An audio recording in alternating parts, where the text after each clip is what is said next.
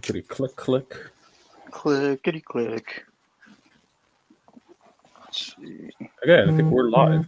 Oh, there it goes. Bum, bum. Overture, cut the lights. This is like the heart. Hey, Let's got see. singing and everything. Hello, what heights will hit? Ooh. On with the show. This is it. Okay. That's a lovely intro. That was I don't great, care how man. busy you are. You should always just hop on one of my streams and just sing for like 30 seconds, and then you can leave. That's it. Yeah, I do. There's an echo. Somebody's echoing. Me? Who's Hello, echoing? hello. Evening, Donald. I don't know who's echoing, but I guess it's gone now. Okay. Evening, folks. Howdy, howdy. Howdy, howdy. Happy Friday. That's what I totally forgot about it. I was talking about it the other day, and yeah, it's that. Got a con here locally this weekend. Oh, which one? What is it, like Mighty Con or something? It's like a really small show. They do at the fairgrounds. But in your town, in Naperville? yeah. Cool. Well, Nice. I mean, not in Naperville, but in DuPage County. It's at the fairgrounds. So. Okay, cool. Nice. You ever set up at it? No, I haven't. It's one of those things where it's not. You don't really hear about it until like moments before it, kind of a thing, and then you get like a thing that shows up on Facebook and says, "Oh, by the way," kind of thing. Unless you actively look it up, but. So, anywho, let's do some intros. Hello. Oh yeah, we got to do that. We should probably do that. Who you? I think we're starting from the left, right? Yeah, Jay, you start. Oh, okay. Hello, guys. I am Jay Fife. I draw lots of different things. And tonight we are going to be working on a sketch cover, not a card, because I'm going to be a maverick like that. And I'm going to be doing Carnage. Carnage. Oh man, that hurts. That's Warner's favorite. Not really. Oh, no, I have a thing about symbiotes too. I'm not a huge fan of drawing them, but I mean, they look commission. cool, but they look cool, but man, Carnage is actually the only character that's harder or worse to draw than Carnage is the Red Goblin, in my opinion. I'm going with Red Goblin's worse. I've only done one Red Goblin. It's worse. He's brutal. So, yeah. Anyways, Carnage. Go ahead. Sorry. Yeah, no, I should probably do the intro. Whatever. Yeah. Hi, I'm Josh Warner, and I'm Josh Warner.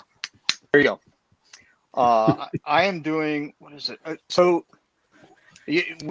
Some folks might remember a couple streams back when I was talking about how I did a plexiglass commission, and when I like oversprayed it with varnish, and it stuck to the board that I had it on. So as I was trying to peel the thing off, I cracked it, and it was like, so this is like the replacement. I sent it out to the guy, the client. He digs it, but I was like, yeah, I'll do another one. So, but it's also kind of an, I figured, you know what? It's Marvel. I can do this and actually kind of show how I do the plexiglass stuff. Nice. Give away the secret. Yeah, pretty much. It's the trade secret, so to speak. But yeah, and this is a 5x7 card. So Warner glass. Yeah, Warner glass. And who are you, Dre? Yes, I'm Dre. Who are you? I'm Dre, and I'm working on the prelim for a Blue Marvel sketch card. So, now, when you do your prelims, do you do them oversized and then shrink them down? Yeah. So this is basically twice the size of a sketch card. Okay. So what is a That whatever that makes is? a lot of sense. Or no, not twice the size. I have, where the hell is it? I printed out a rectangle. I just transfer that over and then draw within the borders. And then this is the aspect ratio of a sketch card. So do this, then I will. This is usually what I send people to approve. And scan it, print it smaller, and transfer it to the card. What's up, Omega? Oh. Is he watching or is he speaking? No, he's watching. He's watching. Um, That's the comment. yeah. Every time I start one of these things, I forget that because of the thickness of the Yes. of the plexiglass. You know, it's like you really got to be like right over the top of it to, you know, to trace the line art. Yeah, you get that distortion. Yep. So.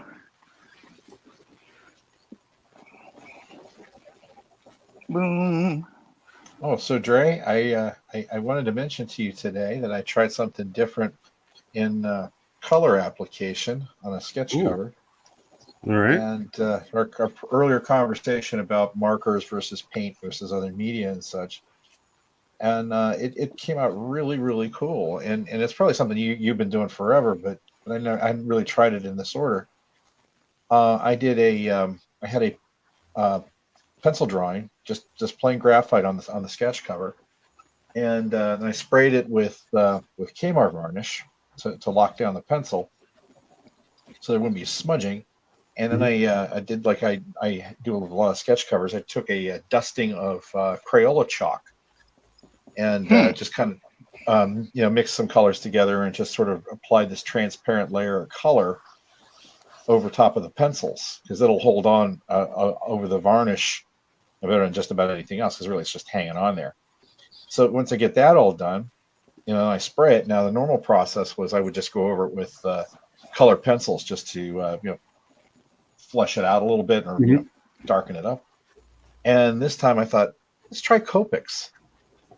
And holy hell,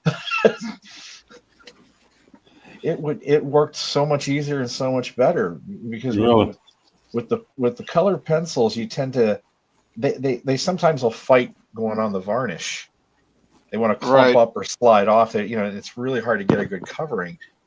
But I just broke in with the Copics and it just they'll cover anything. And, is it because the chalk itself just gave it a little bit of tooth? No, it was just because the Kmart varnish is thin enough and workable enough for the markers, but it's just far too slick for anything like paint or color pencil. The color pencil it tends to get it just won't hold on. You just get like these. It's just kind of clumpy and crappy looking. Yeah, it's kind of like an Expo dry erase marker. Yeah, and and I've tried like different types of wet media on it, like watercolor and ink, and the ink covered better than the watercolor, but it still got a ton of beading, and it was just it was gonna ruin this thing if I did it. And I don't know what prompted me. I guess looking down and seeing a set of Copics in front of me, and I went, hey, let's give it a try, and holy hell, it worked out better than anything I've ever tried. So are you gonna actually show us this thing, or are we just gonna have to believe it's actually been already posted? It's that Jared Leto Joker. Oh, the Joker, sweet. Yeah, that's the one that's on there now. I could, let's see if it's in reach here. I got to put away somewhere. But yeah, anybody wants to see it, it's up on my Facebook page right now. I posted it a couple of hours ago. Nice. But yeah, I mean, it kind of thought about that after you and I were having that conversation about markers and paints and doing different layers over which and seeing how it would work. and suddenly it was like, oh man, this is looking really good. I just love how you can just manage the color a lot better. But anyway, there you go. It was No, that's good to know. I mean, I keep on meaning to try doing like fixative over pencils and painting on that. uh-huh. But I really don't like using spray stuff. 'Cause I can't seem to get the smell out of my beard. Well, I got a down in the downstairs studio. The one bathroom that's down there has has a ceiling fan on it, so that has become the bathroom / spray booth Spray for the booth. studio. And I mean, They yeah, it could saves just hop all right our in the lives. shower. Hop right in the Well, you shower if you don't like the smell. Oh, God. Well, I used to take the damn things outside, and in the summertime it was fun because I get all these bugs that would congregate around the door, Oh my gosh! and And I they get them. Yeah, and they get stuck on the they on the get stuck in the varnish. It's Yeah. the worst. So Then you get, it's like then you got to pick them out with like tweezers or something. It's brutal. exactly. And plus, you get a face full of bugs when you're going in and out. It was just terrible. So I just I started opting to use the overhead fan and just kind of like started considering it a spray booth. It actually worked really well. But yeah, I just close the door and leave the fan on for about 20 minutes, and it gets the smell out of there. But I was going to tell you though, if you want to work over fixative or not fixative, but like a varnish or anything like that, it's brutal. There isn't much that will go over top of that. Even workable, I had a hard time with some media on. Well, I've painted over varnished pieces, and it's not really an issue. Yeah, unless you really water it down, then it gets. Yeah, you can't water. Like you can't use water because the water won't stick to it. But the workaround is to just use some medium. You're working thick then. Well, you can still get the transparency, but you add in some matte medium. Oh, okay. Instead of water, and then you'll get the transparency, but it's essentially clear acrylic, right? And that shit will stick to everything. Yeah, I didn't hear you there. Yeah, I completely forget about that stuff. That works for me. So, but you can't really do that over pencils because it'll just smudge the shit out of them. Yeah. So, usually what I'll do, I'll just do rough pencils, like basically to the same level I'm doing here, and then re-ink it in paint.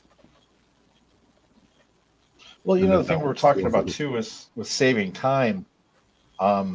I mean, that was another thing too. Is like it was funny when I was mentioning that, and you said, "Yeah, holy hell, you tried the Copics and it really cut some time off of doing the piece."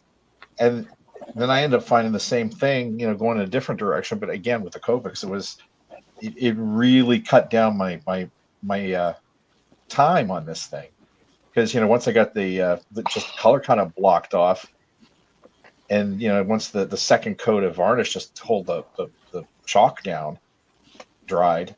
Yeah. The markers just there was no issue with putting them on whatsoever. So I was able to just hurry up and just pop a little color here, pop a little color there, clean this up here, and it really saved me a ton of time instead of having to fight with them like I always do. Yeah. Well, that makes sense. And I mean, what I was saying about using the markers for the flat colors is it's so much faster. Yeah. And consistent. I mean, even if you get the the streaks from marker from just doing one coat, because you can't avoid that and doing just one pass. But even then, if you're gonna paint over it, it really doesn't matter. You just want a flat base.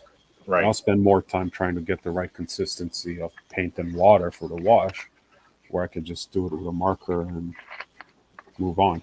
Even if the color, like I said, the color isn't perfect, doesn't matter. Right. I really want to do that myself. I'm you got me excited about trying to do that. It's what I do, Jay. Man, I get people excited. You do. It's that smoky, manly voice of yours. Get you all hot and bothered. Yes, it does. Did I mention I'm doing this in the nude? I was just assuming you were in the There mood. you go. Sans pants. I think for the future, you just have to let us know when you're not in the mood. Justin Treese is asking question for Jay: do you prefer comic covers or sketch cards? I am getting introduced to cards, so it's kind of hard to have a solid opinion on them. I like the fact that you can get them done a lot faster.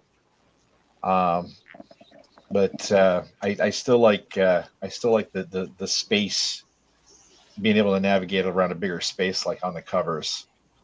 And So- some of them are getting better as far as material goes. I mean, with sketch cards, the material seems to be consistently better. You know, you can work with the media a lot easier, but sometimes on sketch covers, it's just crap. You know, the stuff is really hard to work with things. It's so the stock itself is so inconsistent. Yeah. You know, from cover to cover. Yeah. And you're almost like from title to title. I mean, you can get like Yeah, some yeah. Marvel covers are great to work on. Like these Amazing Fantasy covers are fantastic. But I've had a couple that you try to apply color onto it and it blotches and blisters and it gets really crappy. All of those Marvel covers that have that red band that's, you know, at the bottom of the cover. Yeah. Those are They're all just shit, awful. They're just awful. And then there was the Deadpool? There was a Deadpool one that was just it was one. I started working on it and it was so bad. It was like you just couldn't save it. I mean, some of the stuff like that, like the Marvel covers with that red band on the bottom. I mean, you can paint on them and stuff. Yeah. It's like, and that's what I ended up doing is like you start doing it with markers and then the stuff is just streaky and nothing really, you know, soaks into the paper. So yeah, I ended up doing it in watercolor and that that worked out okay, but it was still, you know, alligator wrestling really. But now getting into the cards, when I first tried that when we did that Retro Babe set, really all it was doing was just like throwing a wash down and then going over top of it with a marker to just tighten it up a little bit. And it was really fast because, I mean, it was my first set and I wasn't really sure how long it was going to take me. So I was trying to streamline everything. And I loved how the material worked. I mean, it seemed like just about everything I was throwing on it was holding up really, really nice and it looked good.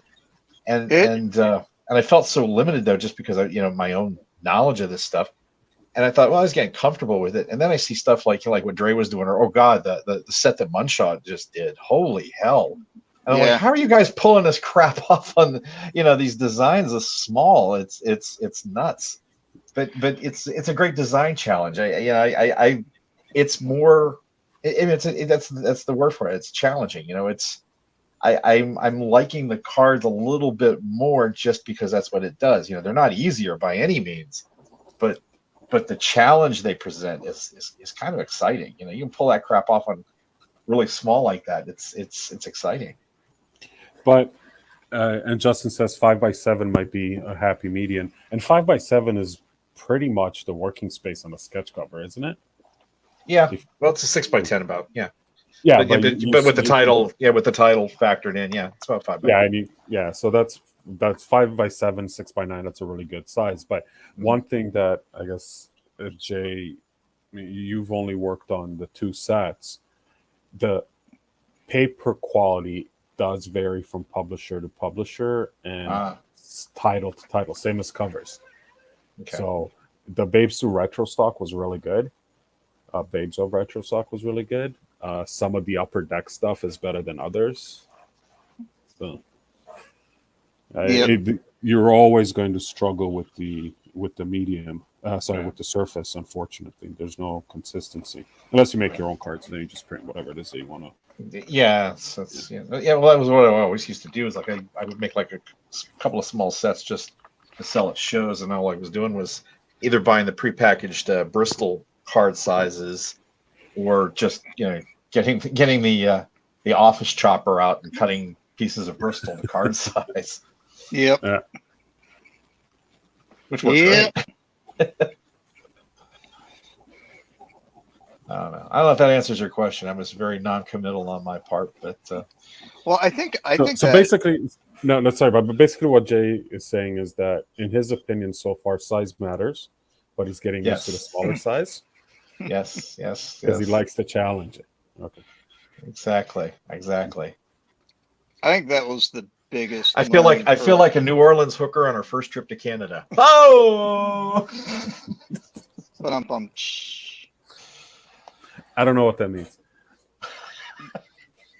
the the biggest challenge, first getting into the sketch card thing was in fact, especially when you go from, doing comic work, because everything's, blown up to 11 by 17, yeah, and then it just gets, reduced, to the comic book size. And then now it's like you're literally, now you got to draw stuff that's literally like the size of a comic panel and still be able to try and get, as much of that detail in as you can. And that was a struggle for me in terms of trying to get used to just the format. And then but then I just lost track where I was going.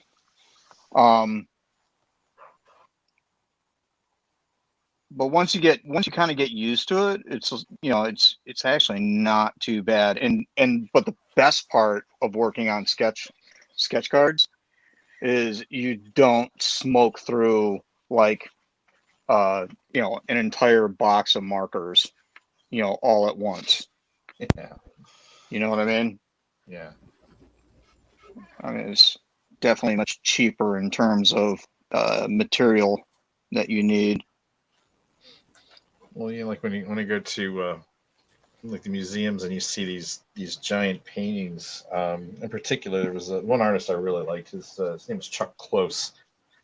He was famous for doing these large portraits. Well, when you see representations of them, they look incredibly photorealistic.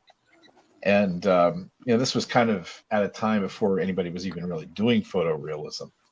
And it was just stunning. How these and looking at this going, oh, this is paint, but it was photographic. But then you see the original, and the original was, it was like almost 20 feet tall. And you got to think, how much paint did you use in putting All the this paint. thing, every bit of it, not just all Dude, your paint, all Yeah, the paint, literally all the paint. Dude's working in 72 DPI. Pretty much. He was like, like later working on computers is like, that's exactly what it was. It was like, when you pull over, when somebody sends you, the artwork that's 72 DPI, and then you're like, well, I can clean this up, and you open up a 600 DPI page and drop it in, and you're like, wait, but where did it go? Oh, it's that dot there in the middle. Yeah. So it's 72 DPI, but it's like 35 feet wide. Yeah. It's kind of like, and that was when I did I was doing something. I don't remember what the project was, but I had to do some design work for like those banners, like the like billboards type thing. Mm-hmm.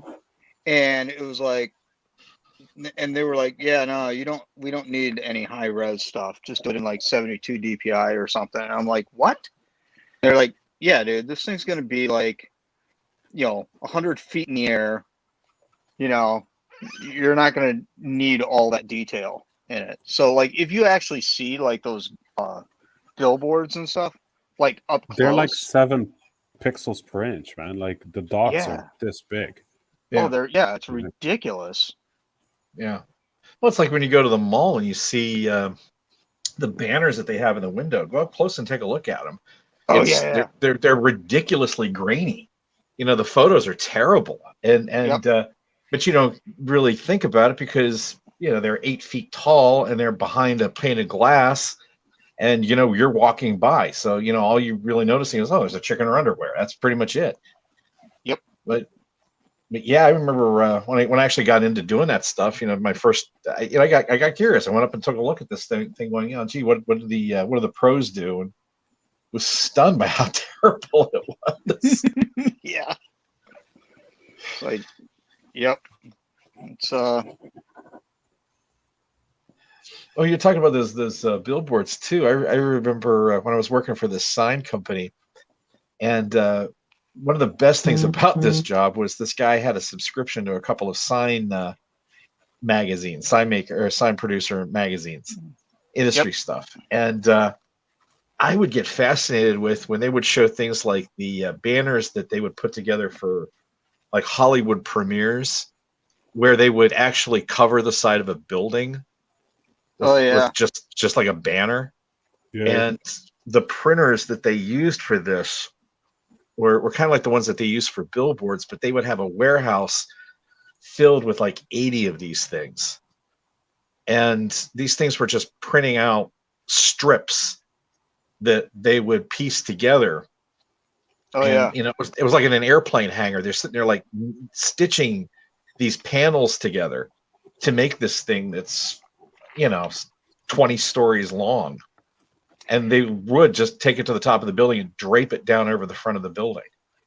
Yeah, they if anybody out there that's been to Comic-Con, you go like a couple days early and you can see all these guys that are like literally sticking those things on the hotels, right? The big scaffolding, and you just got a bunch of guys that are literally, it's like contact paper kind of a thing. And to your point, it's just strips of this stuff that they go from the top floor down, and then it's like go back up and start the next one kind of thing. Yeah. And it's and what's kind of cool is that it goes down the side of the hotel, but it's like that it's almost like a screen, like a mesh kind of a thing, so you can actually like look out you can look out your hotel window and see everything, but there's actually an image on the other side. It's the perforation. It allows the light out, but it'll block the light coming in especially from a distance, and it just looks opaque, and it's not. But those guys, holy smokes, man. Yeah. When they do that show, and it always amazes me that they go that hard with with advertising, with doing up all the buildings downtown San Diego and stuff. I mean, that's the thing. And like even Williamsport for the Little League World Series.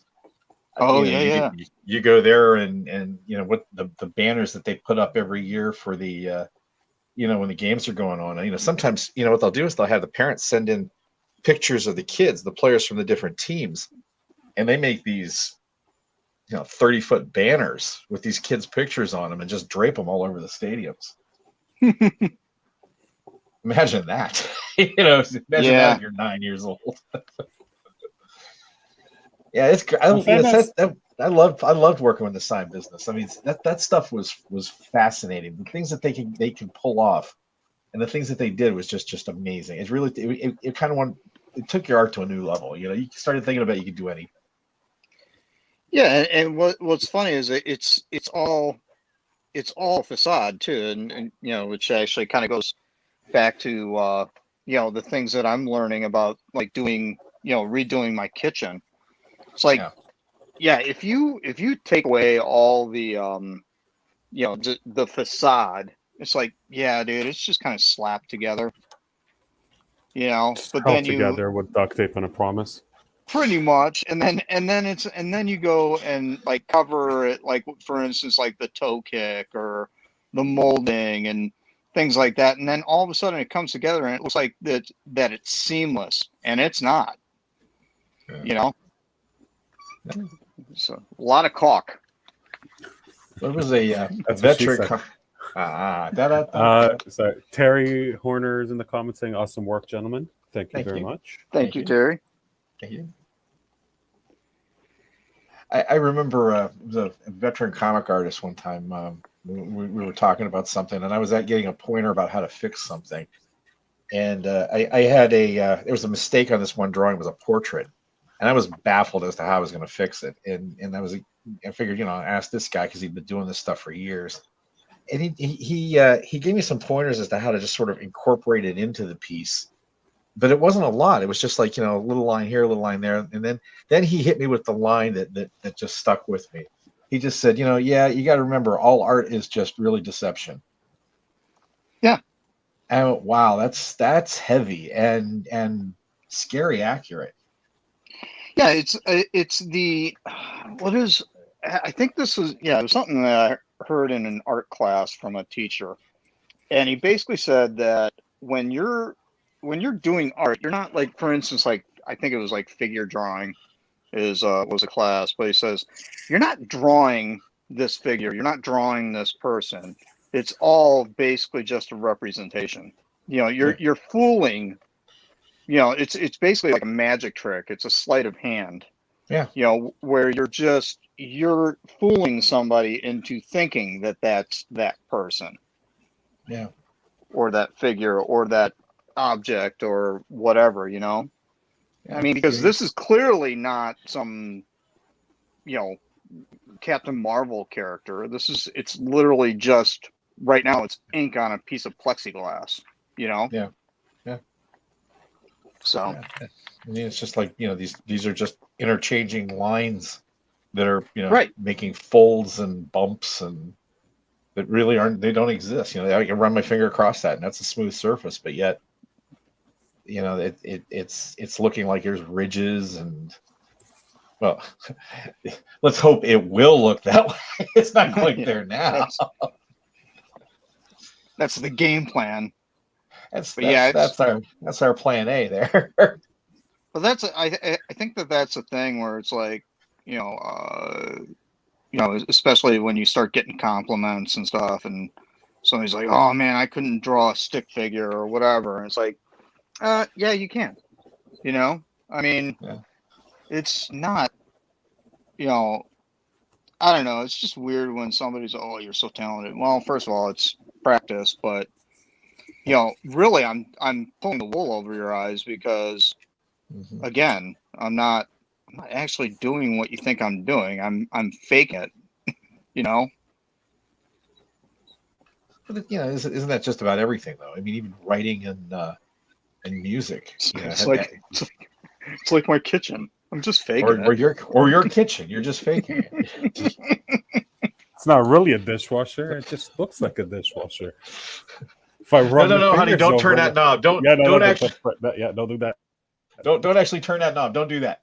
Yeah, just look at it. Speaking of magic, I recently discovered a term that I did not know, and that's an illusion show. An illusion what? Show. Huh. An illusion show, and the main person is an illusionist, but it's not magic. Oh yeah. No, well, no. It's not illusion magic. So my girlfriend's watching RuPaul's Drag Race, and apparently a lot of the contestants, their goal is to be an illusionist in Vegas and have an illusion show. And I just walked into the room as the episode went on. I'm like, this is the weirdest thing ever. Like, why would all these drag queens aspire to run an illusion show? Well, apparently what they mean and what it means to them is when they do their makeup so well that they look like a celebrity, and they'll do like Celine Dion or Britney Spears has a standing show in Vegas, right? They will do an illusion version of it in Vegas as well at the same time. And apparently it's like a big thing. Kind of like a cover band. Like a cover band, but they're not singing because they're just lip syncing, but they're dancing and they're dressing up in their costumes and all that other stuff. Yeah, they do the appearance end of it instead of trying to sound like them. They just want to look like them. Exactly, and people get, essentially. But man, it's a whole thing. It's like, well, this is interesting. An illusion show. I've never heard that. That's cool. Like, all right. That is interesting. Hmm. It's not much different than just, well, cosplay. Pretty Yeah, much. but you probably So, get paid better. Oh yeah. actually, a friend of mine who is down in New Orleans runs a drag queen cabaret, and I'm hoping at some point to go down and see this because he sent me pictures of this thing, and it's nuts. It is just it just looks like so much fun. But kind of like what you were saying is where it's like cosplay, but just taken so much farther because they do like entire musical numbers and there's lights and there's a whole stage show. Yeah, and it's they it's do like cosplay on Mountain Dew to the yeah, extreme. and they'll do celebrity impersonations, but they also do themes. Like they'll do like superhero themes, and they'll do fantasy themes, and they'll do like horror themes, and the costumes get crazy. It's really really neat.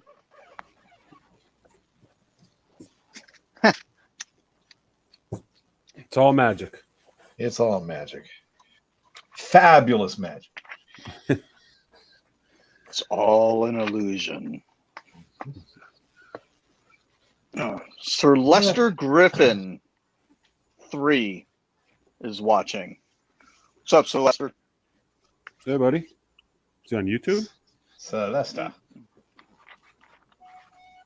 No, I don't have that. I'm not watching this on the YouTube. I'm Oh. watching it on the Book of Face. I don't. I for some reason the comments aren't even showing up on mine, so I can't tell it. I'll just trust the. Yeah, they're out there watching. Yeah, you have to swipe it to show the comments. Swipe it up. Nope. Nope. Nope. Nope.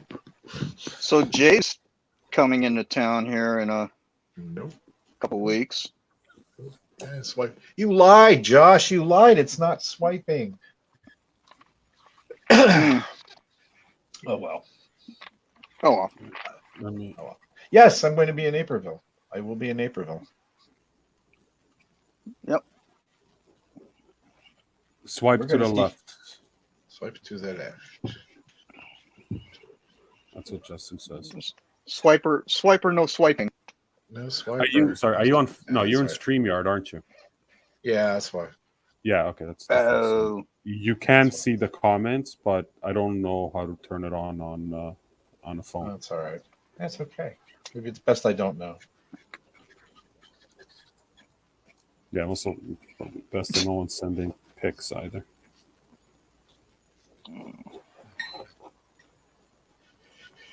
So yeah, we're going to get to see Kelly play soccer. yeah, that's gonna be. Yeah, she just started this week. She just started practice for the fall season, and I was looking today because her schedule. You got some of her schedule for games.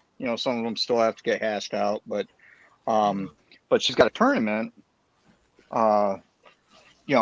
Basically at the beginning of the season, it's like, okay, well, when's this tournament? Because we haven't gotten any info, from the club yet. And so I went online to just look up the tournament itself, and it's like, oh, holy moly, it's like next week. Whoa. So You didn't get the memo? not yet. I'm assuming we'll get it this week. Oh yeah, by the way, tournament's this weekend. It's Quick note about tomorrow's tournament. It's on. yeah, and be there 30 minutes early before the Make games. sure you're there early. Like, I don't even know where I'm going.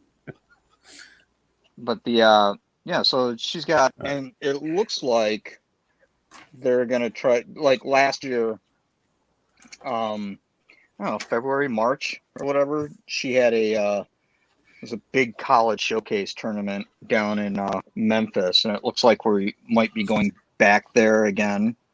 Huh. And that's That's fun. But it sounds like the club is trying to get another tournament down in Florida. So that could be cool. Okay, so my prelim just got approved, but I don't think I can do this now. So put that aside. What, your prelim got approved? What, by the client? Yeah, I just send them a picture. Oh, you do that? Well, what's the Here we point of go. a prelim? Here we go. Here we go. Don't ask him, Dre. Don't ask him. Don't do it. That's a thing? Here we go. Why else would you do a prelim, Warner? Oh, he did it. Oh, he did it. Do it for yourself. Make sure that you got what you want to do, and then go from there. I know. Jail Warner. Customer service is our name. Yeah, no, it's it's funny because like I had gotten I'll get a commission or whatever for especially for sketch cards, and I've never done, and Jay knows what I'm talking about when like somebody comes up to you at a convention or something and they say, hey, I want like a picture of this or whatever, and it's like, all right, cool, and then you just kind of bang it out and they come back in an hour and a half or whatever and it's finished, and it's like, oh, this is awesome, and that's just kind of like how it's done, right? So now after getting into the sketch card thing, you get like a commission for an AP, and it's like, yeah, can you do it? Yeah, all right, cool, I'll get going on it right away. And then like a couple days later, just turn around and send them a note. Yeah, it's finished. It's in the mail. And they're like, wait, what? Well, I know not everyone does that, right? Like not everyone does. I don't. But okay. And to be honest, I don't do it all the time. Like, if it's, well, sorry, no, I do. Oh. The way I work on a commission point is that I don't take any money up front, which I know we can have that conversation in a minute. Right. We could, but yeah.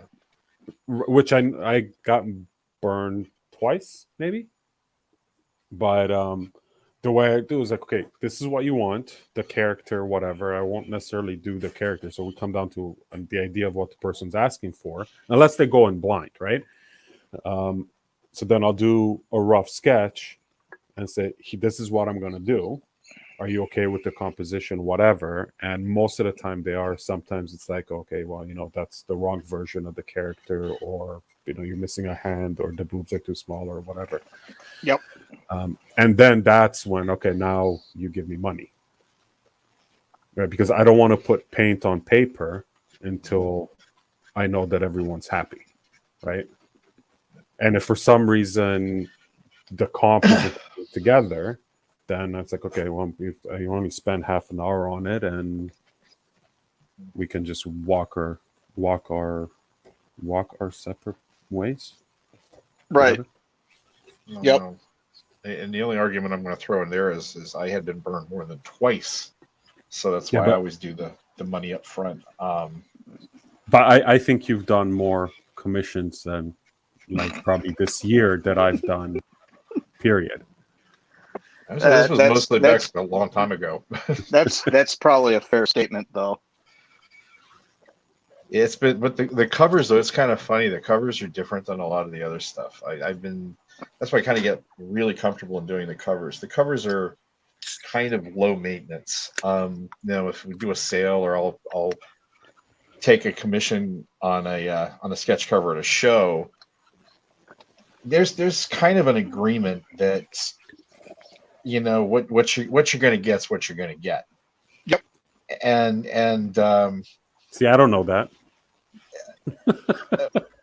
Well, when Oh, I yeah. mean, it's when you're doing the covers, like when somebody gives it, they bring in a blank cover, they're going to talk to you about it. They're going to say, hey, this is what I want, and usually it's something crazy or even just really basic, but it's just like, yeah, I want Zatanna juggling or something, and you just sort of go with, okay, it's a sketch cover, and they kind of understand that as long as you don't completely shit the bed on it. Pardon, there's the swearing.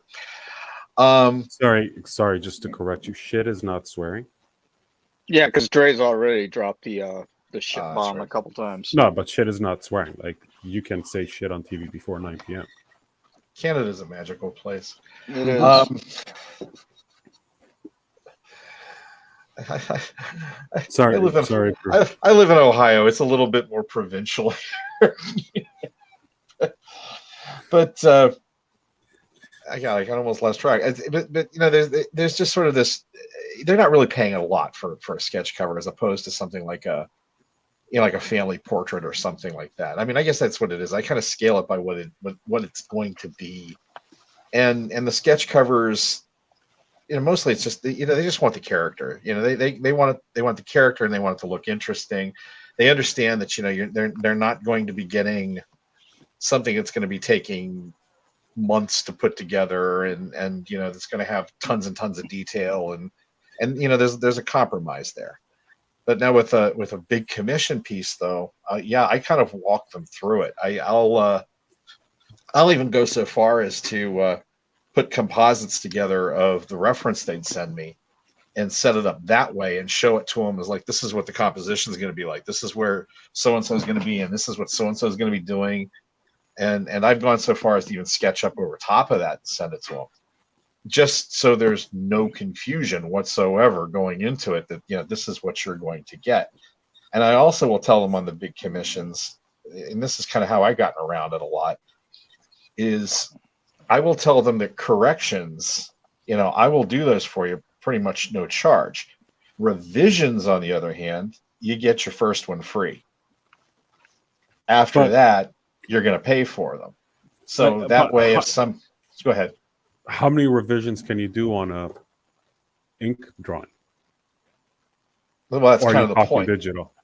Oh no, that's kind of my point. Is like I say, you get one revision, and that's when they get like the preliminaries or the early stages of the piece, like the early pencils, where it's okay, right. And that's why I say is like you get one, and when they get the early stage look at it, that's when I'm questioning, like, okay, you like this, you like what this person is, this is what's going to happen here, and I'm explaining how this gets filled out and everything, and they'll go, and if they sign off on that, it's like, okay, fine. Now we move into, if you want to change something, you're going to pay for it.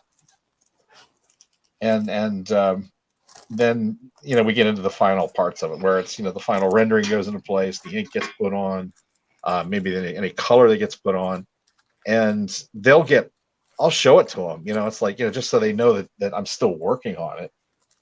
But there's nothing changing. Nothing's going to change. Well, they don't. Yeah. If I get a message from them saying, yeah, that's really great, but can you move so and so to the left a little bit? I'll say, well, I would have to kind of, and I'm polite to them. I'll just say, well, that would involve having to redo the thing, or that's really difficult to do, or it's going to compromise and it's going to be hard to do, and it's going to cut into the schedule, so therefore I'm going to have to bill you for it. Right. Because I've got other guys lined up, and that's money coming in, and if I have to postpone them because some guy wants the boobs on Miss Marvel bigger, well, then he's going to pay for that. Or grandma in leather. Or you want to put he's going to put a leather bustier on Aunt Peggy. Well, guess what? That's going to cost you. It'll probably be easier to put a little bustier on Aunt Peggy than maybe take one off. But yeah, exactly. But still, they don't need to know that. Either way, we're making changes. But see, I guess this is where there's kind of like a big flaw in my system. I don't approach it like as professionally as you do, which maybe I should. Well, I mean, there's a lot of things I don't do professionally either. I really would like to improve on, but that came from putting catalog ads together and doing low-level graphic design, where we had deadlines to work on, and I had clients coming in going, can you make that A bigger, or can you turn that type a little bit more, can you make that color a little redder? And this was going on day after day after day, and it's like, dude, we got to go to press. Yep. And I would talk to my boss about that, and I'm like, what am I supposed to do? And he says, tell him you're going to charge him. He says, yeah, tell him you can do it, but it's going to cost him more. And that's when I went, oh, that's how that works. Oh, that's exactly how that works. Like, oh, that's a nice thing. And, yeah, and that was. I've had those conversations with clients before too. Yeah, and it's amazing how suddenly the piece that they had a huge issue with, the one part of that really, really bothered them suddenly becomes very acceptable. Yep. No, that's cool. Yep. Yeah, that was. Yeah, and I mean, going back to like the commission thing, I think it was early on in my doing like sketch card commissions, and again, it was one of those things where, yep, commission's done and it's in the mail, and they're like, oh, okay, Can I see it? And and that was the thing. That was oh yeah, I didn't take a picture of it or anything. It's just, you'll see it when you see it. But it was like, again, I was new to the game, and it's like, and then that's the first time I heard, because somebody had posted it, the client had posted it, and it's the first time I heard the term a blind commission. I was like, blind commission? What is a blind commission? But the way that he, the client, the way that the client worded it was, yeah, I just got my first blind commission. Now, apparently, this is a thing where it's like, yeah, you just basically commission somebody, you have no idea what you're gonna get. Apparently, that's what it means. I thought that was what all commissions were, but no, that's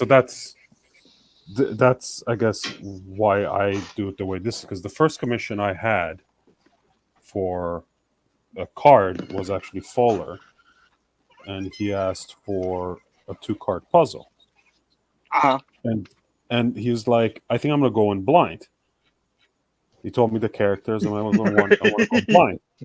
And I was like, okay, I figure out what that means. Just don't. And then I figured out what it. Don't paint the eyeballs. Yeah, well, apparently he likes the eyeballs. So okay. No, and then he's like, actually, you know what? No, let me see. Because I said again, I figured out what that meant, but then he's like, actually, you know what? Let me see what you're thinking. And he's like, okay, cool, go ahead.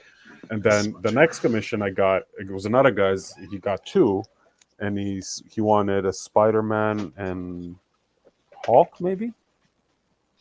I can't remember, but the first one he wanted something very specific in a very specific style, and then the second one he says, I wanted that one just do blind. So since then I was like, okay, do you want to go in blind, or do you want to like actually say what you want, right? Because some people are very particular at what they want, right? Like I had a Venom commission that I did, because apparently I do Venom every now and then. Every now and then. Yeah, every now and then. It's like, I don't really care about the pose, but the only thing is I want to make sure that you can see the green slime venomy stuff, right? Like, okay, I don't usually put that in, but if somebody asks for it, then it's there. Or like with Captain America, I don't like drawing his little ear things, like his little wings. Oh yeah. Oh, okay. Well, I don't know what it is, but those little white flappy things on top of his ears, but They're wings. You're right. That's exactly what they are. The wings, right? So I don't personally like that look, right? There's anything wrong with that. I just don't like it. But some people, like, that's part of the core Captain America look, right? Yep. Yeah. So I'm like, I should make sure you have the ears. Yeah. It's just, I mean, it's one of those things where, I really kind of, I want to be like that professional that, like, sits there and goes back and forth. But I mean, in all fairness, it's like, dude, ain't nobody got time for that. Nobody got time for that. I got bronchitis. Michelle had never heard that. I actually played that for her for the first time. Oh my goodness. But no, I mean, and that's, and I know that this is going to sound like super, super conceited and stuff like that, but if somebody commissions you for a piece, I mean, they're commissioning you because they like what you do. So, I mean, I always kind of found it weird, like if you're at a comic convention and somebody says, "Ooh, I really like your stuff," and then they commission you for a sketch, but then they want to be an art director, and it's like, well, wait a minute, you came up to me because you like what I do, and now you want to direct me on what to do. I mean, it's just, I don't know, it's a little weird. Sorry, Yeah. Jonathan Cohen's is in the comments saying, "Morning, gents, looking amazing. Love watching these lives." I'm just gonna take a stab and say that Jonathan's in Australia. Oh, okay. Yes, he is. I've actually sent Cheers, him mate. stuff. He's got. I think he bought something from me in a claim sale. Ah, And it was all right. and it's like when I gotta ship to Australia. And that's the last time Jonathan Cohen's ever commissioned anything from Warner. No, it's not because Actually, I'm gonna jump in here. I got a hookup for shipping. So I gotta jump in here because it's kind of funny now to say this. When I started shipping, especially international, I went on this thing because I discovered it was a lot easier to ship something to Australia than it was to Canada. Seriously? Oh, that is absolutely 100 times easier. Oh, because the customs thing, right? Customs in Canada are horrible. Shipping in Canada is horrible. It costs me more money to ship something across the country than it is to ship to the States. Anyways. I don't doubt it. I hate shipping anything up there. But and the first time I had to do anything to Australia, I was a nervous wreck. That's why Dre is still waiting on stuff from me. But and this guy was like out. Oh God, where it was like near Melbourne. And I'm thinking, holy crap, this has got to cross the entire Pacific and the entire Australian continent, and I'm just sweating. And like 3 days. a week. It took a week. It actually took a week, and with no issue whatsoever. And the guy emailed me when it arrived, and I was just stunned that it took that little to get that far. Yep. Yeah. But yeah, Canada, I've had so many issues sending stuff up there. Well, I ordered something from a guy in New Mexico like 3 weeks ago, and he never shipped to Canada, but he was like, "Yeah, no problem. Let me get you shipping rates." I'm like, "Yeah, I'll pay whatever it is, right? How much can it be?" So he paid, and then sure enough, he shipped, and then he did. I think he used UPS. It's UPS, the brown thing. Yeah. And then I know I have tracking, and all of a sudden it says, "Yeah, something went wrong. Returning to sender." Well, apparently he didn't check a box on the form. So it's going all the way back to him, and he's got to redo the form and reship it. Mm-hmm. Mm-hmm. But it made it all the way to Chicago from New Mexico, or New Mexico. Yep. And that's the thing is that because even like if you're shipping like UPS, because I shipped something to you, Dre, via UPS, and it was like it changes carriers. It's not like they kind of like the postal service. But UPS is U.S. Postal Service, isn't it? No. Oh no, that's USPS. Postal Service. It's an independent. It's a private. Yeah. Okay. Sorry. Yeah. Private shipping. So you're thinking it's kind of like USPS. USPS. Yeah. Whereas like FedEx kind of goes everywhere. It's like but if you do like UPS and then it goes to Canada, I think it switches over to like DHL or something like that. So the carriers, at some point in time, there's a pass off where it's like, here, you guys got it now out of our hands. We have UPS here. I'm sorry, I just got to laugh because I'm sitting there thinking, it's like all these guys that are listening here. We just got the message, and I'm the one who started this. Guys going, "Oh, I love these live streams where we watch you people. Well, get to watch you people do your art." Okay, let's talk about shipping for 20 minutes. Yeah, exactly.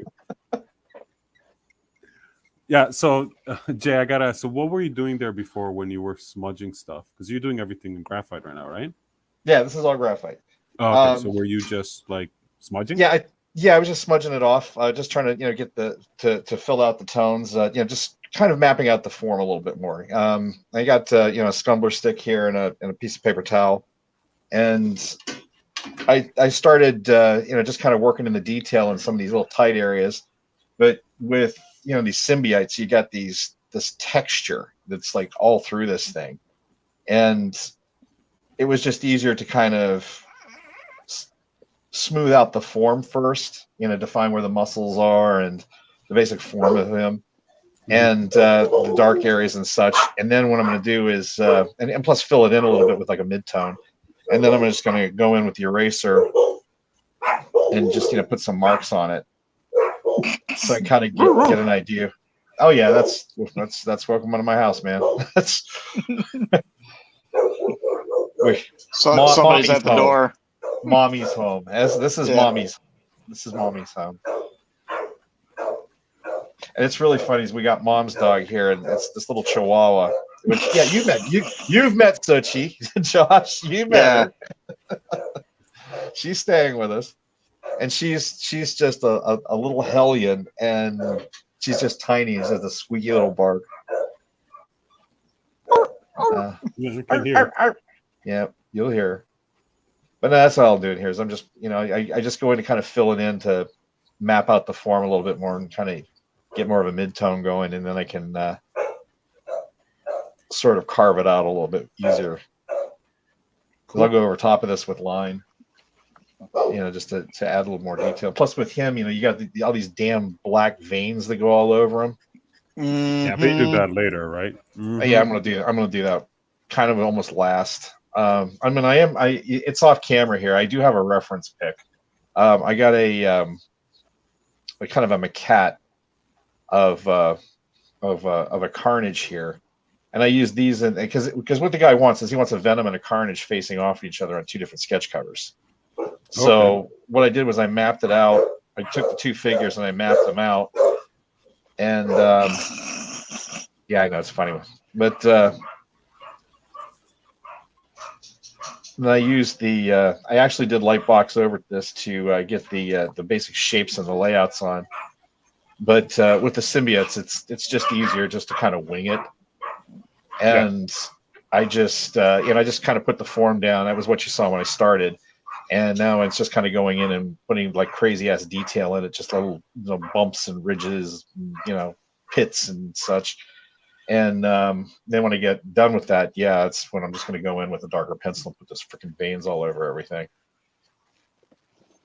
But I'm trying to make this as throbbing veins.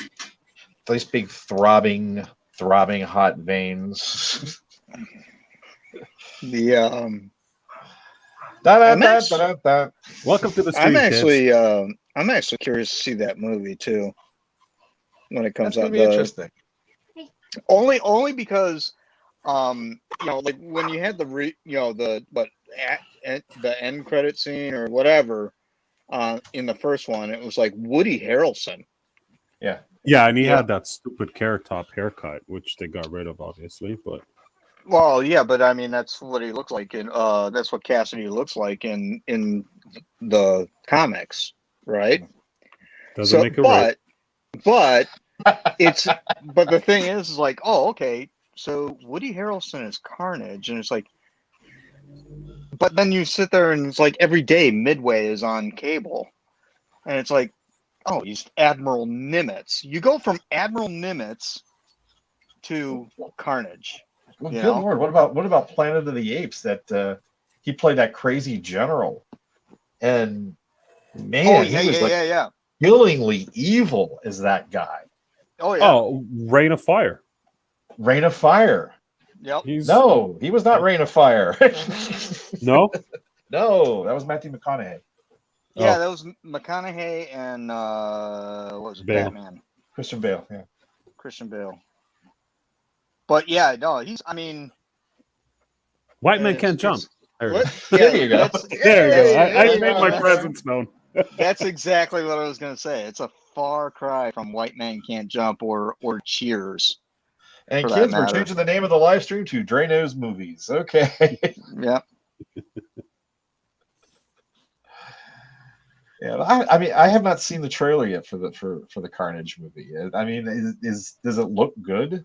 It looks fantastic, and because it's Andy Serkis, right? You know who that is?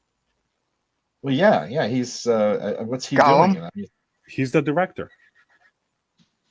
really? Ooh. He's directing this, and yeah, he's Gollum, and he's Caesar in Planet of the Apes, and he's so because he's such a great character actor, like actual character actor, and he gets it so well. I think he's gonna do a phenomenal job with this. You know, I get really, those CG puppets to life. That's what and they are. I really loved him in The Prestige. He just had like a bit part as a character, like as a supporting character, and he was. I really liked him in that. I mean, he's famous for. Yeah, I mean, he's famous That's for. Claw, that's right. Yeah.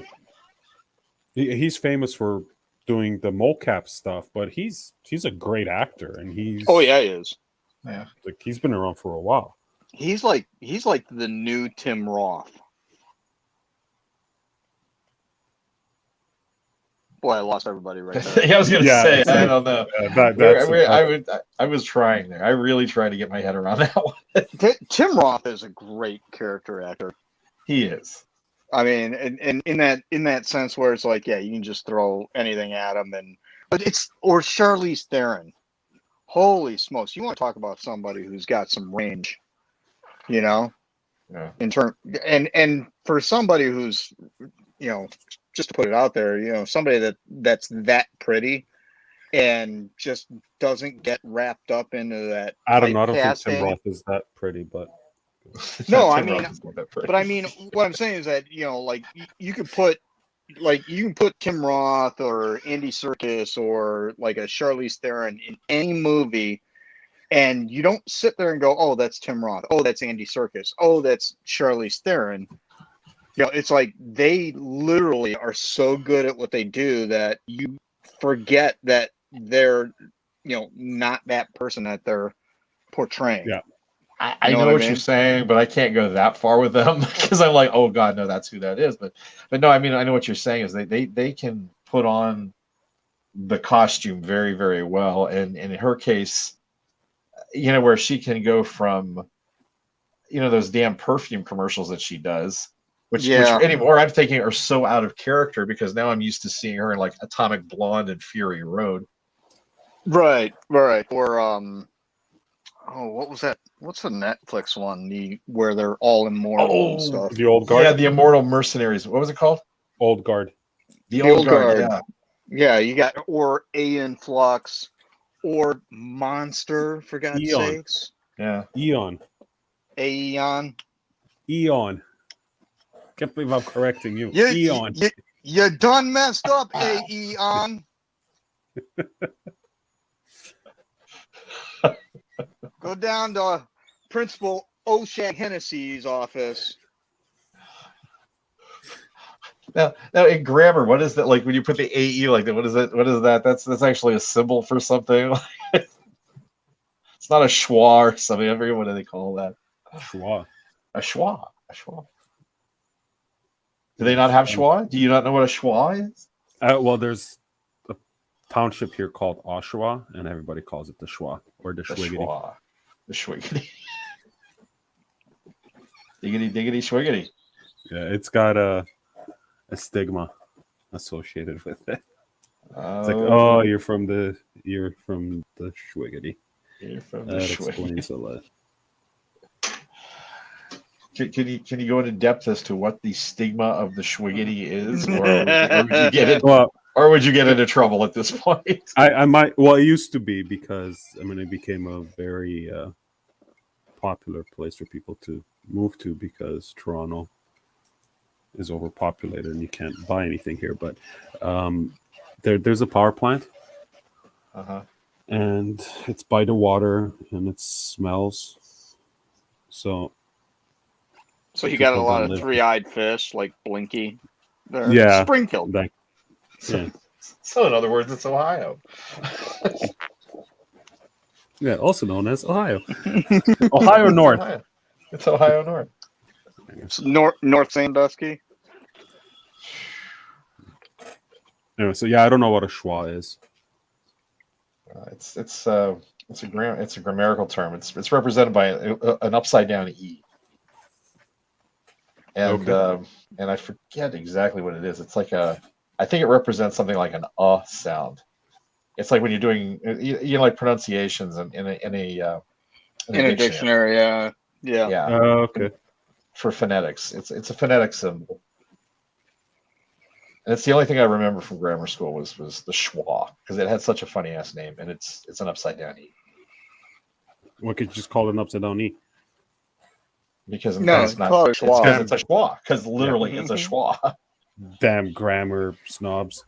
Yeah, I mean, it actually does something other than being an upside down e. If you just turn an e upside down, it's an upside down e. But if you turn an upside down e in, and then you have to pronounce it like oh wow, it does something. So I guess it deserves a name. So let's call it something silly like schwa. Yeah, and I thought the shipping discussion was ridiculous. Yeah, no, let's talk. It's like, hey, Today's stream is brought to you by Sesame Street. Right. And the letter schwa. Yeah. By the letter schwa Yeah. and a semicolon, which is really just half an asshole. Okay. Okay. And we went there. Okay. I went there. So it's not even 7 o'clock yet. So let's bring it back. So which superheroes do we like to draw naked? Ooh, you know what? I don't think I've ever done one. What? Yeah, me neither, man. I don't. Seriously. Mm-hmm. We're on different ends of the spectrum, Jay. Not even commissions. I mean, I'm not opposed to it. It's just never happened. I mean, we worked on that set, the Babes of Retro thing. Yeah. And that was one of those where it's like, there. yeah, and it's like, hey, if you don't have a problem with drawing nudity, jump on board. And that's when I was like, Jay, you got to get on this. And every one of mine was PG. I actually went for just headshots. I didn't even bother with it. I didn't want to sex it up. I mean, it was like, this is my first set. I'm not going to go nuts on that. But I saw some of the ones that they were posting. I saw some of them. My God. Yeah, I was like, wow, I kind of sold myself short here. Well, and what was funny was that, like, I was looking at that set, and again, I don't think that I don't think I'm necessarily that bright, because like all of the stuff that like people were, it seemed like all of the cards that I did were like so not what everybody else was doing, just the same, not even in the same vein. It's like. Like as an example, like somebody's doing Julie Newmar Catwoman kind of a thing. And but you did Julie Newmar Catwoman on the previous set, so why would you do another one? No, I didn't do that. I did a Eartha Kitt. I went out of my way to not do Julie Newmar. But the thing is that I go, okay, well, when I'm thinking Babes of Retro, I'm like, Audrey Hepburn, Jane Mansfield, Marilyn Monroe. That I went like old school on it, and I was like, oh yeah, this is gonna just kill it. And I was like, wait, everybody else is doing like Yvonne Craig, or Catherine Bach, I was like, ooh, yeah, I am so not on the same page. Well, it was all over the place. I mean, because like when you and I were posting our stuff, I mean, we were talking about that, and because I mean, even though I was doing a lot of those popular ones, because I decided it was like, yeah, there's gonna be a lot of geeks, so I was trying to go for the geek market, but at the same time, you and I were kind of going on the same things of like old glamour babes, Eartha Kitt and Audrey Hepburn and Marilyn Monroe and Sophia Loren. Doris Day, yeah, I mean anything like that, and Veronica Lake. Ooh, man. And I'm with you too. I kept seeing these posts for, an awful lot of, if they weren't 80s girls, it was just real sex pots or just stuff that was, just pushing the envelope. And it's like you're doing. I do Veronica Lake, and everybody else is doing like Heather Locklear. Yeah, You know what I mean? And I did Heather Locklear, but did you? Yeah, I did a Heather Locklear. Yeah, nice. and for anyone that doesn't know what we're talking about, this is the Back to Retro 5 Kickstarter set, which is called 6. Sorry, yep. It's called Babes of Retro. I think it actually ends in a few days. I believe there's like 3 packs left. Yeah, if it hasn't sold out in the last couple hours, but anyways. Yeah, that. I mean, that was a fun set for sure. It was. Well, just to finish up what I was going to say there, though, it's funny that she started posting or showing what other people that had been holding off and going to the last minute were doing. Yep. And suddenly I was seeing tons and tons of like what we were doing. Sophia Loren and I saw somebody did an Anne Margaret, for Christ's sakes. I did an Anne Margaret. You did an Anne Margaret? Okay. Yep. I did. But suddenly there was all these like 40s and 50s babes that were coming in, and I thought that's interesting. It's like these guys were holding out. I did a Lauren Bacall. That's right. Lauren Bacall, Liz Taylor. I mean that's where I went with the Babes of Retro. It wasn't like I said, it wasn't like Heather Locklear or Pam Anderson or anything like that. It was like, dude. Not that there's anything wrong with that. No, I'm down with it, but it's like it just never, to be honest, it never even occurred to me to do a Phoebe Cates. You know what I mean? Yeah. It was like immediately it was like Babes of Retro, and I immediately thought of like Audrey Hepburn. That was. It was interesting to see, though. It was interesting seeing where other people went with it, though. That was kind of the thing too. It's just as Andrew says. Andrew says there's nothing wrong with it, but it was really cool. Where you and I automatically went with old school Hollywood glamour. Yep. And then you get other people that were throwing in like 90s sex pots or musicians. Oh my God, the musicians! That was another one. It's like how many freaking Joan Jetts were there, and how many Deborah Harry. Yeah, and not one Courtney Love. Not one Courtney Love. I'm just leaving it at that. I was saying, but Courtney Love wasn't exactly a sex pot. No. No. What about? Give me Alicia Silverstone in that. There you go. Aerosmith video. There we go. Was it? Ooh. No, did anybody do a Liv Tyler? I never saw one. I didn't see Liv Tyler. I was gonna say actually Courtney Love wasn't a sex pot at all. She was more like a sex solo cup. See, I think what's funny is that you finish these sets and there's like having a conversation like this and you go, oh man, I should have done this, I should have done that, I should have done but you only get so many cards and you just kind of like lock into what you're doing. Like I got a commission for a couple of those APs, and a dude said he wanted a Sardo Numspa. And I go, the dude, Charles Dance from Golden Child. Yeah. And so I was like, oh, that would have been great to do in like that Preternatural, the Monsters set. Oh yeah. And just never even, I was like, oh wow, that's actually a pretty cool idea.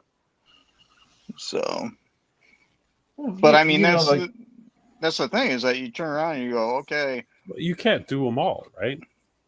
No, you can't. No, but that's the thing is like it drives you nuts. But at the same time, I thought it was fascinating with how many ones you didn't think of that everybody else was picking up on.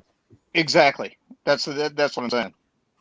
And and I was catching that from other people too. It's like when I did like 3 cartoon ones. I did Baroness, Josie, and Velma, and I had a bunch of people jumping on the Josie one because it was like, oh shit, I should have thought of that one. Yep. that one came to mind because I did a Josie piece a long time ago. But at the same time, I'm sitting there kicking myself. It's like, why didn't I think April O'Neil? Why didn't I think about April O'Neil? Why didn't I think about I did April.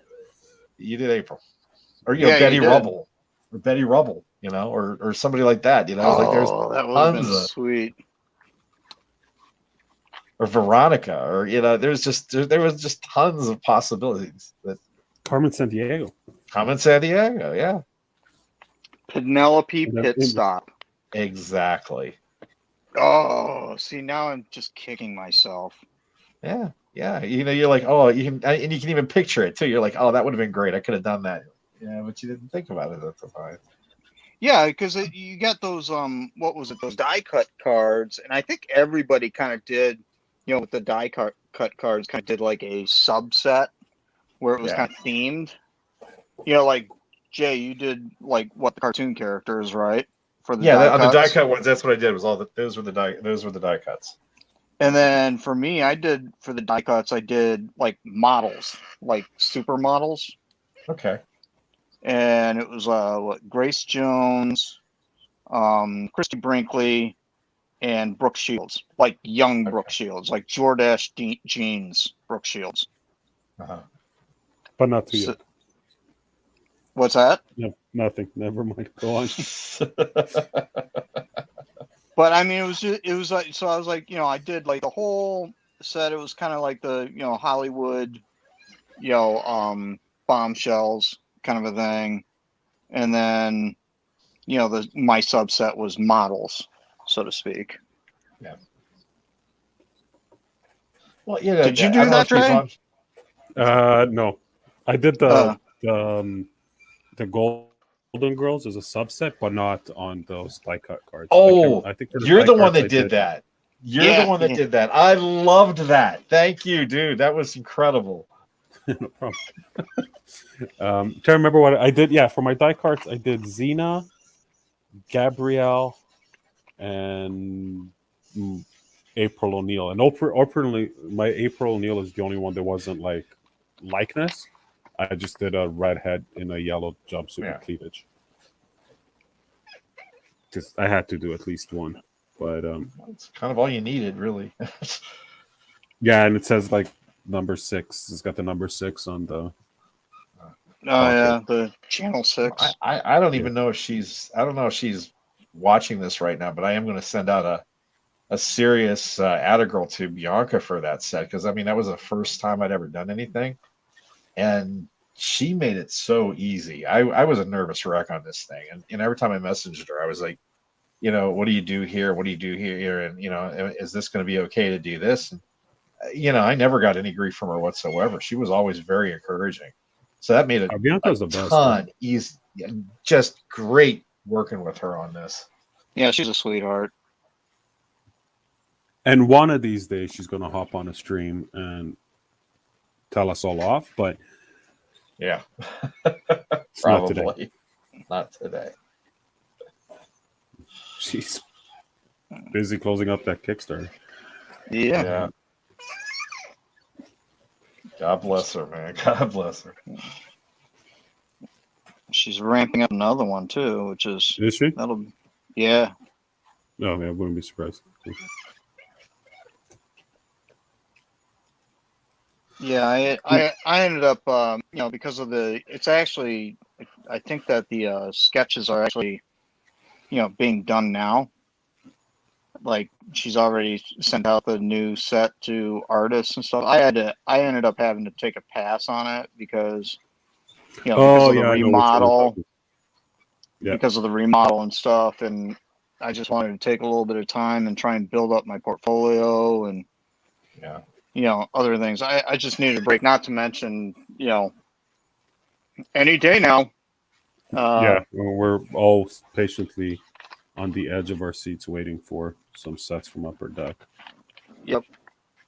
Yeah, so that's hell, I'm waiting on. I mean, I'm waiting on those guys to get back from Williamsport, because last I heard they've got a ton of orders. So I'm going to be doing pins until I'm. Oh because Little League World Series is going right now. Yeah, it's wrapping up Day after tomorrow. They're wrapping up tomorrow, but the series itself wraps up Sunday. Yeah. And Ohio's in the finals. Who are they playing? Is it Texas or something? I think South Dakota. I think they're going against Oh. they're going against that phenom pitcher from South Dakota. I don't know if they're going to win. This kid's just insanely good. He's the one that throws those crazy curveballs. Yeah. He's the one that they've actually been putting videos of him simultaneous to like major league pitchers, and he's actually got better form than they do. Yeah, I saw some of that pop up in my feed on TikTok or something. I was like, what the hell is this? Oh, this kid is great. This kid is just amazing. No, it's so funny because I think it was on. We had it on the TV, and like Kaylee came home from practice or something, and she goes, "Oh my goodness, these kids look like they're 12." It's like, well, they are. Because now I'll tell you, it is fun going there and actually seeing a game.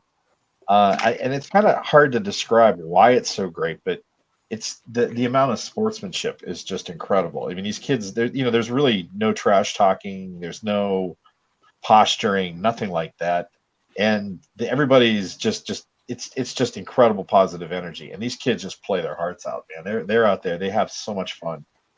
And as weird as this sounds, you're like, well, this doesn't sound like it'd be a lot of fun to watch. Well, actually, it is. It's crazy fun. And anytime I am out there, I do try to at least catch one of the games. I saw a little documentary about a team from Chicago that got like their thing stripped because the politics around it. Huh.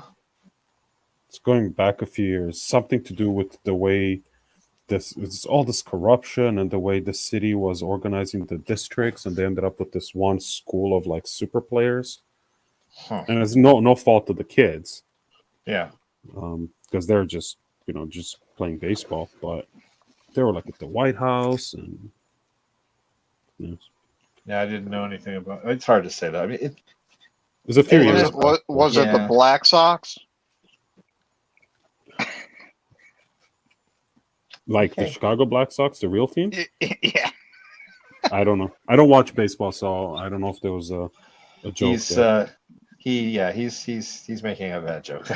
Yeah, it's an awful joke. You ever see that movie 8 Men Out? Yeah, it's a historical reference.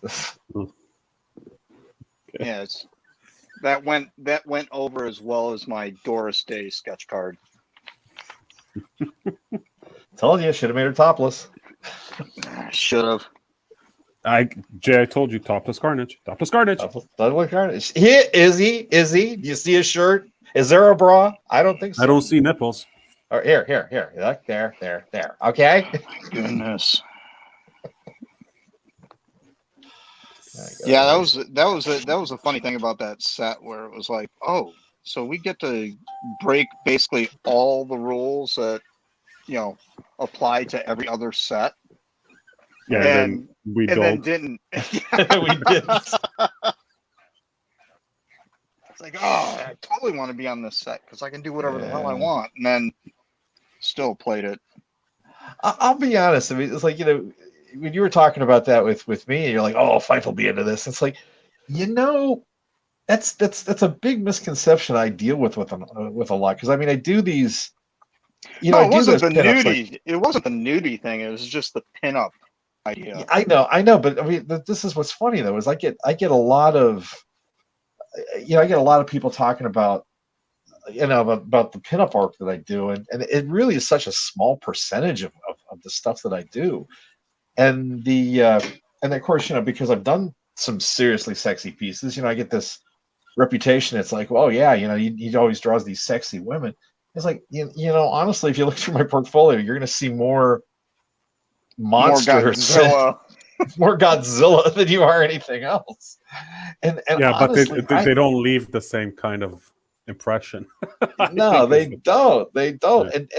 And the funny thing is that the sexy pieces I do put together are really working with models or photographs and compositing photographs, and using portrait stuff to create that stuff. And when I got guys like then there's guys out there like Dean Yeagle, who he's famous for doing these cute little pinups that are just sexy as hell, or what's the one guy's name, Milo Manera from I think he's Spanish, who draws these basically pornographic pieces. And or hell, even local, or around here, you got Dave Nestler, who he's very famous for doing sexy pinups. Yep. And it's like somehow I got lumped in with that because I did a couple of sexy pieces, and it's like really not that many.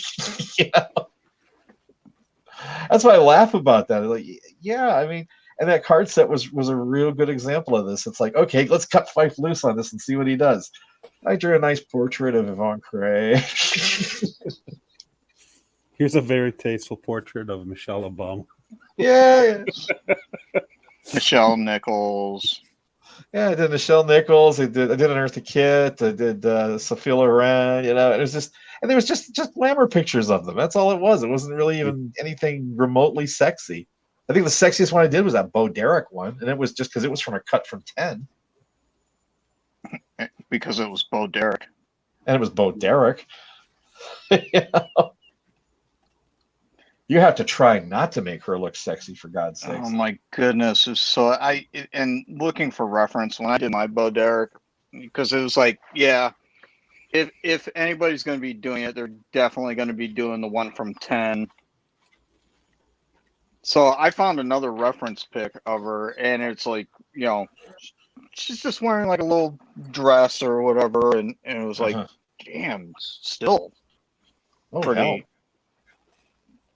What was the comedy movie she was in with David Spade and what's his name, Chris Farley? She looked great in that.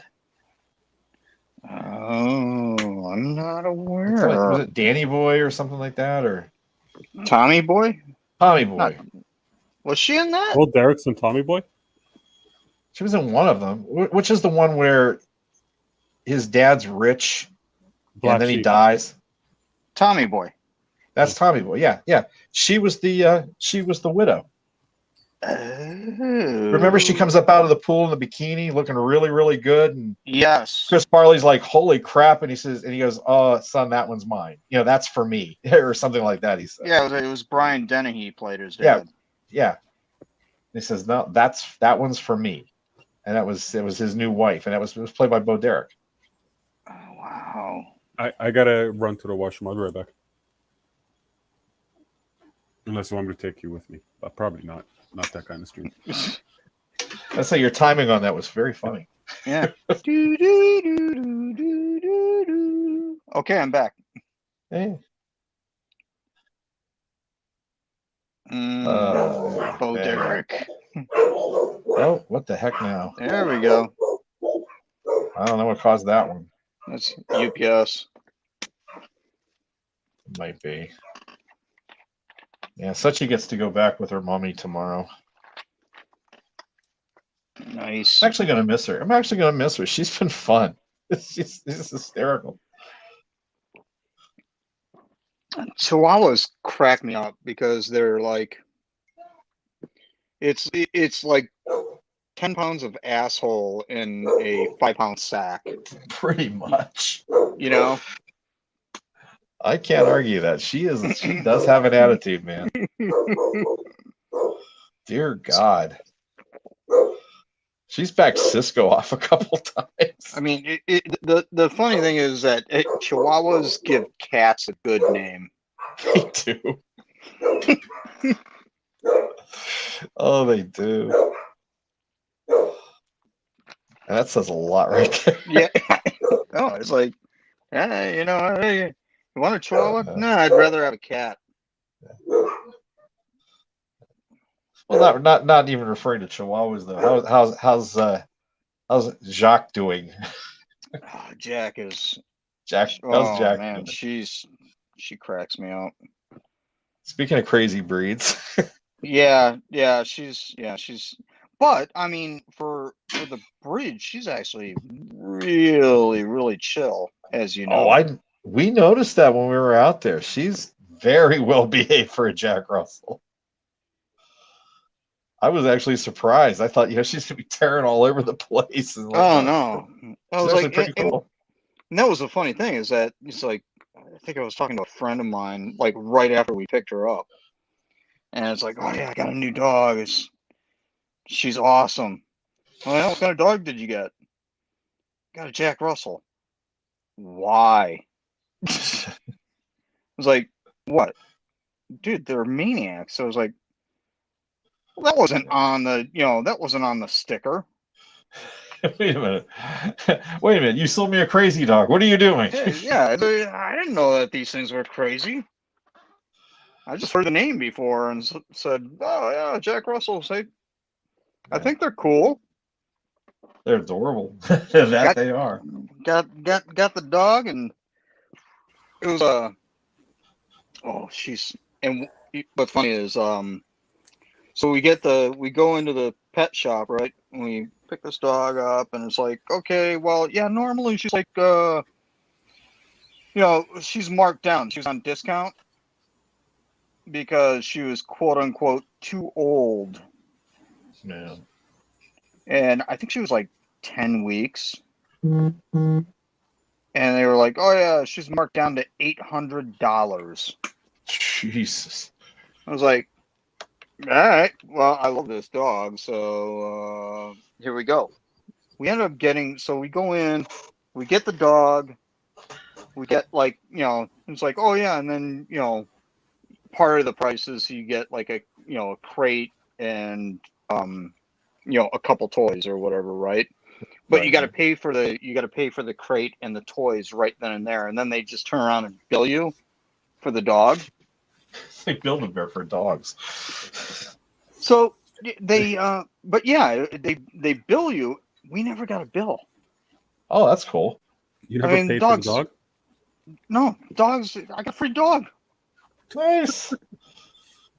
It's a freaking yeah. It was like a free $800 dog apparently. Great. Good for you, man. So Yeah, John says, pet dogs. I have a pet spider that chills behind my toilet. Got to get the heart rate up every time you go to the RR. Remember, they're more afraid of you than you are of them. So I live in the middle of the woods. There's like full clans of spiders in my place.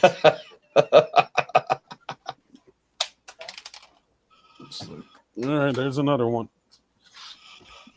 You get big ones up there, like really giant hairy spiders, or are they just like little ones? No, just like the long-legged ones. They get like those really small ones that look, they're just like a black dot with legs, and they're just super fast. Yeah, we call those. For some reason down here, they just call them grass spiders. That never made any sense to me. But yeah, I know. Yeah, I don't know. About. I like those. See, some spiders, like which are most people would think that they're creepy looking and stuff. But like when you deal with like your standard spider type thing, it's like, okay, yeah, that looks creepy. But for some reason, those ones that have those like really big heads with big eyes and I don't know, like a jumping spider. Yeah, those things are just cute as hell. You just want to give them a big old hug. Yeah. Have you guys watched the videos of Lucas the spider? No, I've seen that. Yes. Oh my gosh, it's cute. You bring that up, Josh. You've got to watch this.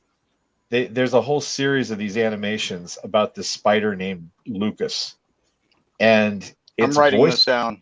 Lucas? Yeah, it's Lucas the spider, and it's about this little spider, and it's voiced by an actual kid. They have like this little child actually do the voice of Lucas, and Lucas is just too cute to be believed, and he's just he's a jumping spider, and he's got these big eyes. And the first one he did was, I think it was their introductory one, where he's talking about how he has too many eyeballs. And it bothers him because he has too many eyeballs. Because he can't really like blink them all together. He can't focus. And later on, he ends up befriending this little fly, and the fly's name is Buzz. Buh. Biz. Buzz. It's Buzz. Biz. It's And like there's a whole series of these things, and I mean they're made for kids, but oh my god, That's cute, they're yeah. It's very well done. really, yeah, the animation's fantastic. Unless you get a whole generation of kids like, mommy, I want a tarantula. It's cute the way he scurries around, and they it's this jumping spider, and he's just got these cute little furry legs, and they animate it really fast, and it just with this kid's voice. And just the things he gets into, and he's trying to make friends. That's the thing. It's like he's lonely and he wants friends, so he's trying to make friends with things. And when he makes friends with Buzz, Buzz is like panicking because he keeps screaming, "Don't eat me!" So John says, if you like Lucas, you need to look up Marcel the Shell with Shoes On. Now, I'm just gonna say Okay. that I haven't vetted that, so be careful what you search for. All right. I will have to check that. I'll probably do an independent search on that. Be a little careful there. Kevin's in the house saying Jubes. Kevin. So are these guys Cards fans mostly that you get, or are they? It's a mix. These guys, they're John's a big Silk collector from Spider-Man. I was going to say actual Silk or the character. The character. Okay. I mean, I don't know. He may have a Silk thing. He might on have the a side. Silk thing. Who knows? Is that JD? That's JD. Yeah, he's on YouTube. Oh, okay. Wow. Kevin is a collector as well. He's a big character collector. Okay. There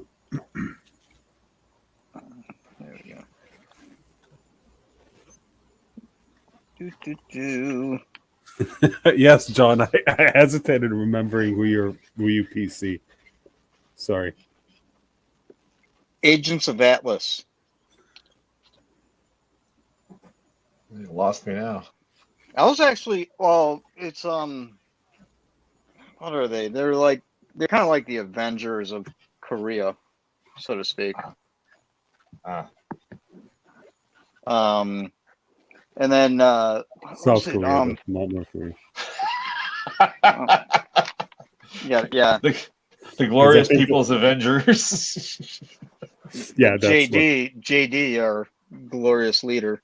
Was it the Unbound set, that Hulk?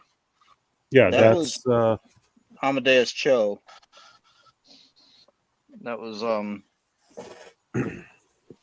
that was not Bruce Banner. That was the what is it? The Fabulous Hulk or whatever the. I just laughed because we were talking about drag queens earlier. We got a new idea for a title. the Fabulous Hulk. The Fabulous Hulk. Oh man, I've been on Hulk this smash. So we got oh dude, we've got like HBO Max and Venture Brothers are on it. Oh really? Oh dude. I did not know that. Yeah, Venture Brothers is on HBO Max now. Oh, And I just burned through it, and there's so much shore leave in there. Nice. In the last few seasons, because I kind of lost track of it and stuff. And like shore leave is just the best. I was remembering too, we were talking about earlier. I said I found My Name Is Earl is on Amazon now.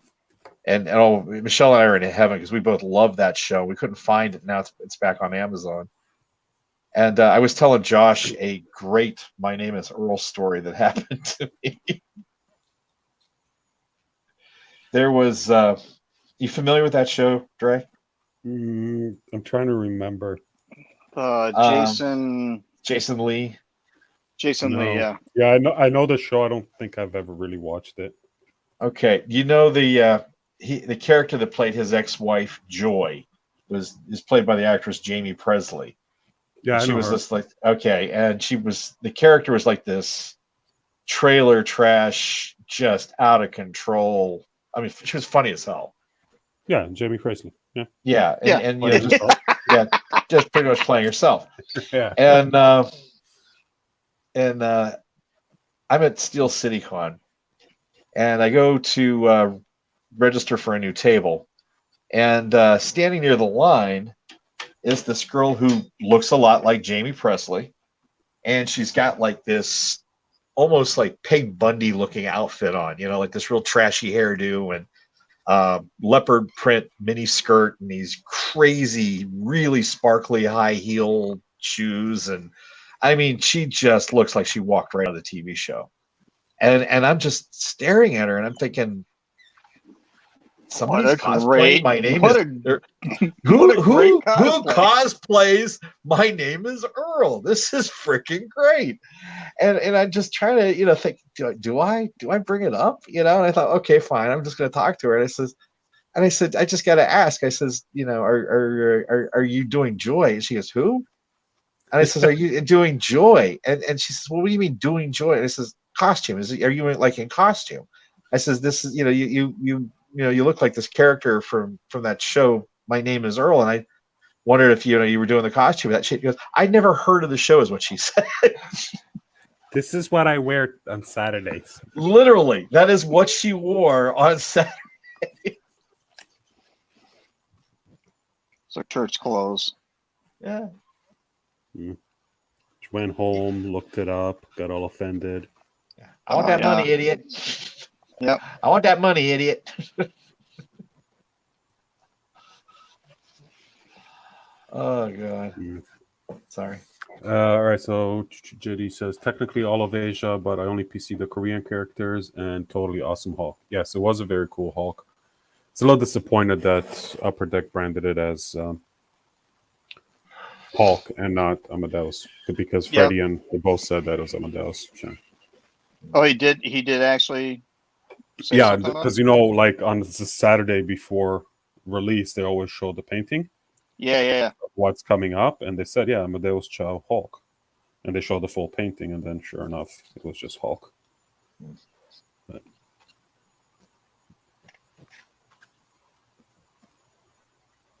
I did like it. That was funny. I was listening to the podcast yesterday, and they were talking about, hey, is there any way that we can, for on the e-packs to get character names for like sketches and stuff? And it's like, oh man, can you imagine? I mean, if you just look at that, the Freudian's awesome Hulk, and they just called it Hulk. I mean, it's like, these guys don't know who these characters are. But how are they going to build a database around it? Well, somebody needs to tell them who it is. But what's interesting was when they mentioned, I guess they were talking about annual, right? And the guy said, I mean, we could do it with that because the cards are assigned, like they have the character name on the card. But then he's like, but then you just hope that the artist did the same character on the card, which means that they know that sometimes people don't do the assigned character, and they're okay with it. That's what I took it as. So my next Hulk card is going to be Squirrel Girl. And that was one of the things that I actually, I heard and I go, So they're aware of, because you've seen numerous of, was it maybe it was 80th.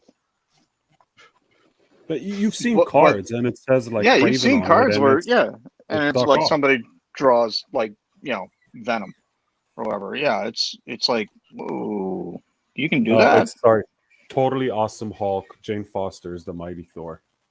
Yeah. Totally awesome. Yep. Yeah, that's some of those. I actually did a commission for John for a totally awesome Hulk, and actually used him as the reference. You used John for the Hulk? Yeah. It's hilarious. I don't remember seeing that. I think I need to see that. You guys are still throwing me here with this totally awesome Hulk. I know it's this Asian Hulk thing, but Yeah, So- the Amadeus Chow is the totally awesome Hulk. That's He's Is- basically a Korean Hulk. okay. South he's young. Korean Hulk. Yeah. But he's like but he's got wings, doesn't he? no. Holy crap! No, he doesn't Like have he's wings. doesn't he go full kaiju or something? No. No, John? he just venomized Hulk squirrel. Yipe. I'm still waiting for Dre to do the venomized Loki alligator. That would be neat. Have you done a Loki Gator yet, though, Dre?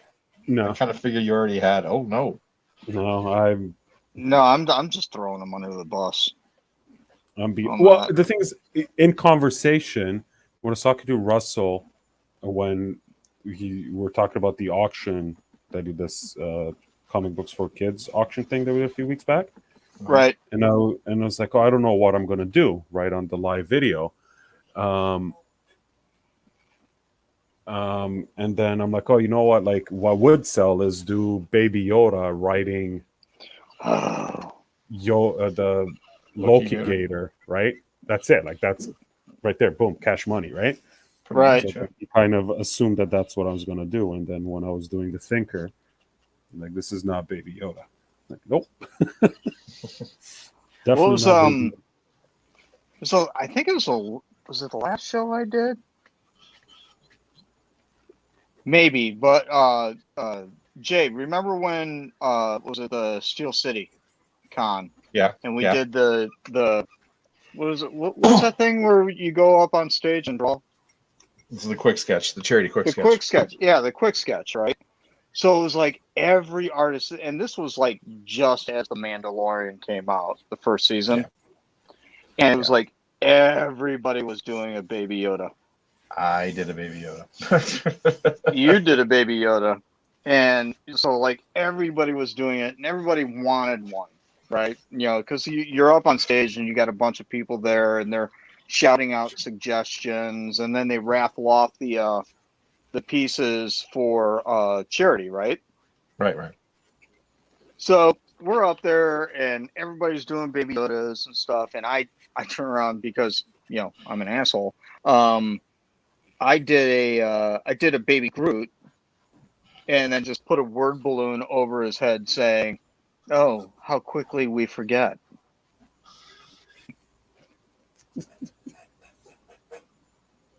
And for Josh, this is really not truly being an asshole. No, I mean, I'm sorry. no, oh man, You've there's- made worse statements in your art. I have seen for myself. yeah, no, it's So hang on a second. John says Hulkling has wings. Different character. He's actually dating Wiccan, I think. He's like a Kree Hulk or something. And then Okay. Kevin says it's weird because Amadeus Chow has also been depicted as Iron Spider. Huh. Which, okay, John's going to swear at me for this, which is typical. Never mind. You know what? Never mind. get a Johnism here. No. The politically incorrect. Oh, well, I'll say it. Go on. Go ahead. I'm waiting. Or do you want me to tell you what to say? Yeah, just message me. Okay. And I quote, "Hi, Dre." This is... Guys, I'm feeling left out.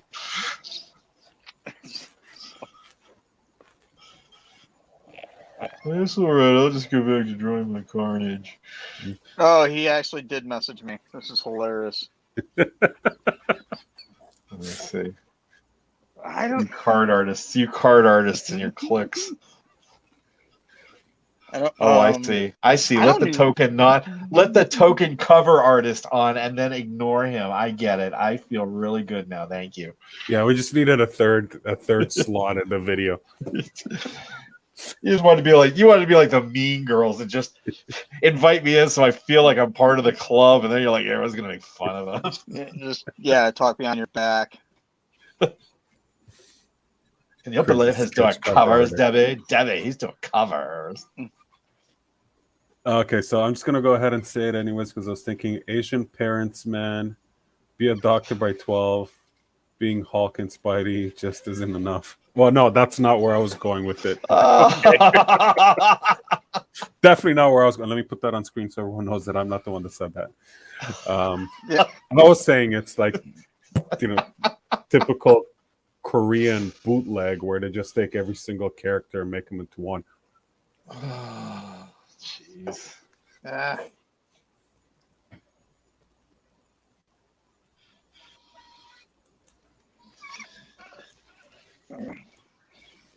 Yeah, there, I said it.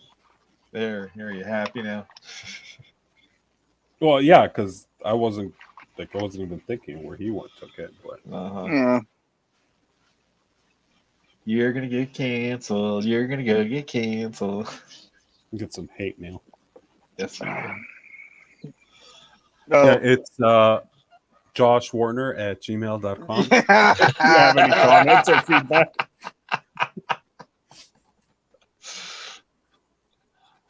Oh man. That's my spam folder, and I'm pretty sure it's full.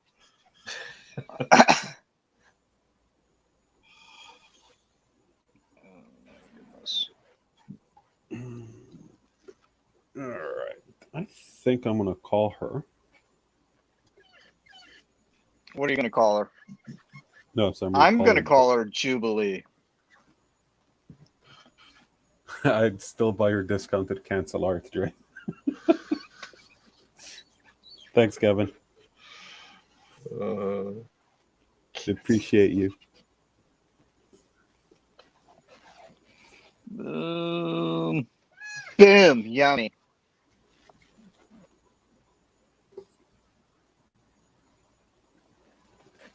What? So what are you guys going to do after this? What do you mean after this? After this piece?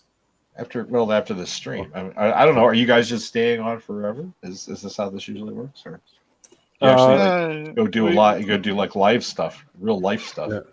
Yeah. In real life. We generally stay on until we have until the audience drops down to 2 on Facebook, and then we just. Or bail. I gotta go pick up a cage. I don't need to today. So. How many cages did you need? They can never have enough cages. Is this for the ducks or for other weebies? No, it's for the squirrels. You don't put ducks in a cage. For the squirrels. You don't put ducks in a cage. We put squirrels in cages. This isn't helping. Why do you have so many cages? For all the squirrels, dummy. Oh, for the squirrels and the chipmunks. Hello. Okay, Kevin's gonna bounce. Thanks, buddy. Catch you later. John says after this, Dre's doing damage control. Apparently. Oh yeah. You're gonna put out a press release. Apologize. He's getting his apology ready for entertainment tonight. It'll be great.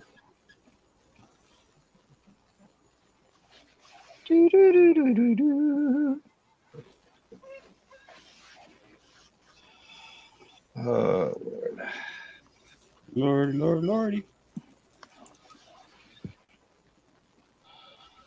I had no idea. So like this piece, like I said, is the replacement, and I did. So the last one was Quasar or Quasar. See, I didn't go there. I let that one go. He was trying to bait me. I And let that go. I just am saying, "Well, I'm not going to say anything. I'm not gonna do it. Not I'm not gonna going to do do it. it." I But did anyways, not go there. but so I was like, hey, I'm gonna do a replacement, and I was like, but is there any other character that you want, other than Quasar? And he's like, well, what about Phyla-Vell?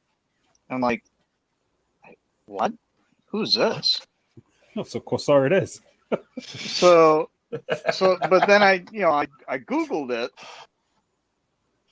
I Googled it and I was like, oh, that's a great design. She's almost got like this Joan of Arc vibe going, right?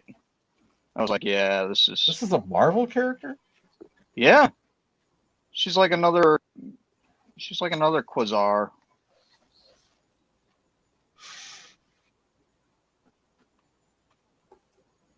But like obviously I don't know, a cross between Quasar and like Captain Captain Marvel. Marvel or something. Yeah, that's what Yeah. I thought.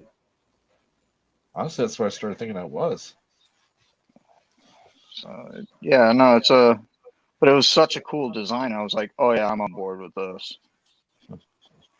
So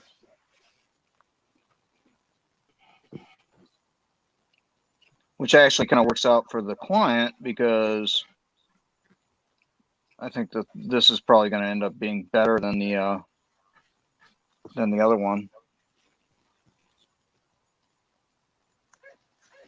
And you're doing this just as a straight replacement?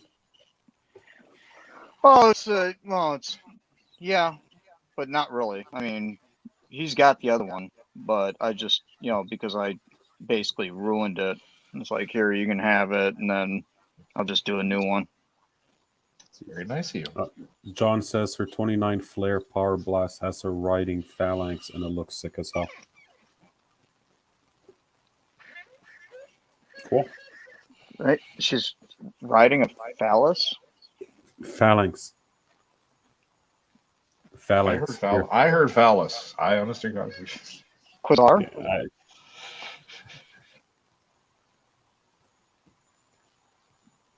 See, I don't even know how to pronounce that properly anymore. Because I ever Phalanx. did. No. Phallus. You know what? I'm gonna correct you on everything, every word Do it. in pronunciation, and do it like the wrong way. It's like, it's not jalapeno, it's jalapeno. No, it's jalapeno. Jalapeno. Jalapeno. Dude, it's a J. So It's in Spanish. Pam doesn't really go grocery shopping with me anymore, and the reason for that is because a few years ago we had the shopping list, and I wrote I wrote Mongoloid on the list, and she's going through the list, and she's like, "What is this?" I'm like, "Oh, it's at the bakery. I'll just go ask them there." And sure enough, she went and asked. Mongoloid. I don't know why I did that, but yeah, she doesn't come shopping. Oh god! I just wish I was there when she went to the damn bakery counter and says, "Do this have any mongoloids?" You got any mongoloids back there? Well, we just hired one yesterday. He's back here mopping the floors. I'll get him out of here. Well, yeah, apparently John gave me a pass for the previous comment, so I had to make up for it. Pretty sure that's not political. Oh god! I think that's still safe. That's a Devo song, so you're okay. Yeah, there you go. It's a pop cultural icon. There you go. If Devo can sing it, you're good. Yeah. Oh my goodness. That is funny. There you. Where do you guys keep the mongoloids? Oh, we definitely keep them in the back. Yes, we only let them out after we shut down and clear out the lights. Oh, yes, John, we are degenerates. Oh, You love it. Oh, I'm in I mean, we tears. could go back to talking about grammar and distribution if you want. And Yeah. UPS. Let's calculate some shipping costs. Ooh, no matter how you look at it, it's fun. No. Oh, I'm in tears.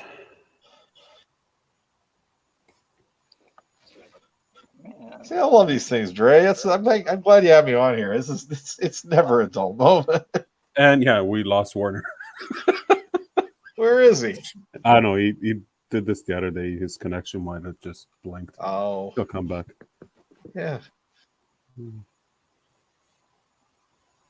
Yeah, so suddenly it's like Carnage Mania.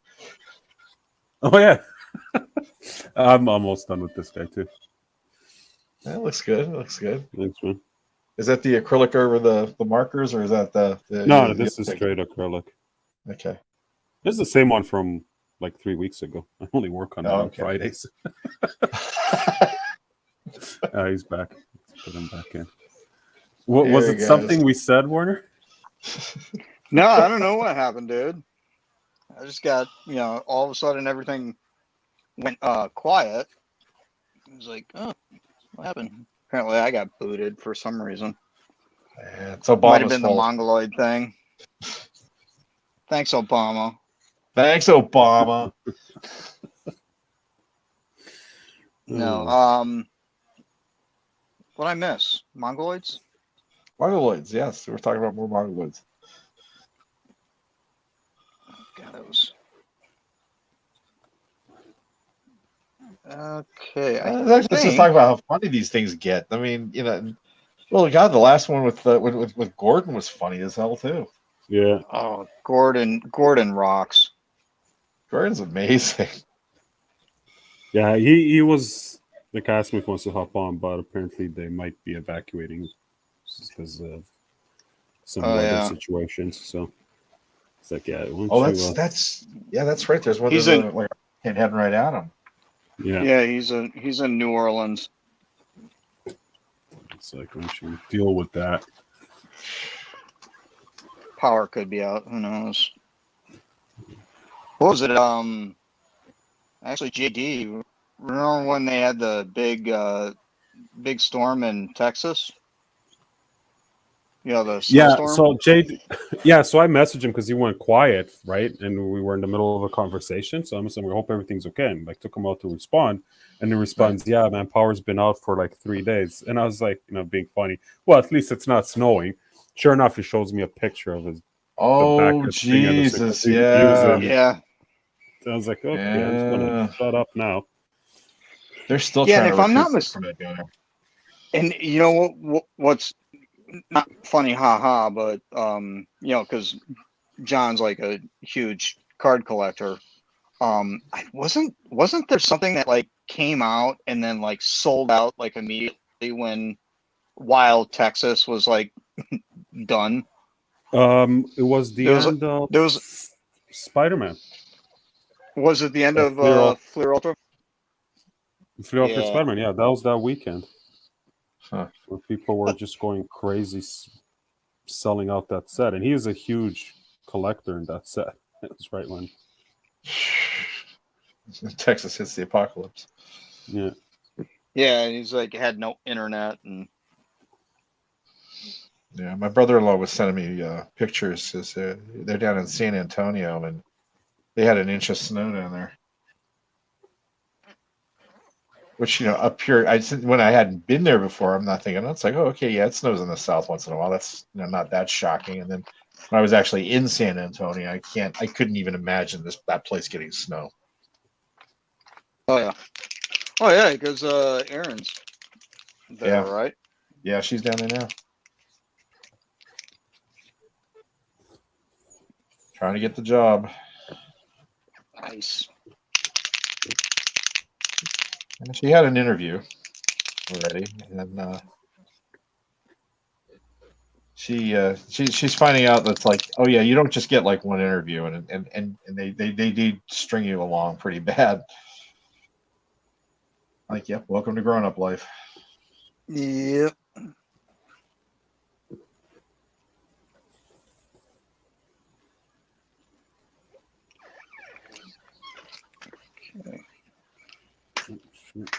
Might be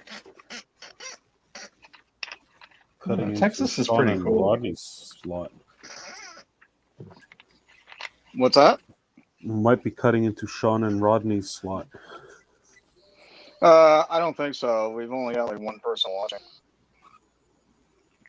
Oh, okay. There you Oh, go. we're that far down. Yeah, the Texas Yeah, I'm freeze is not absolutely hell. entirely No sure power. that's not me.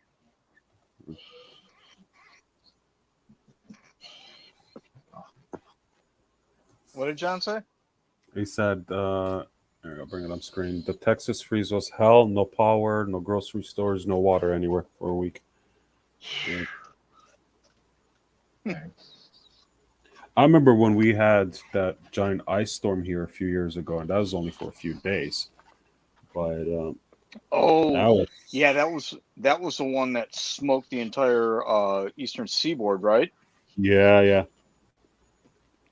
Like there was no Yeah. ATMs, like you couldn't take out money or anything. And I remember, I think I told you the story when I went to Subway, because apparently Subway was open, but they didn't have. Yeah.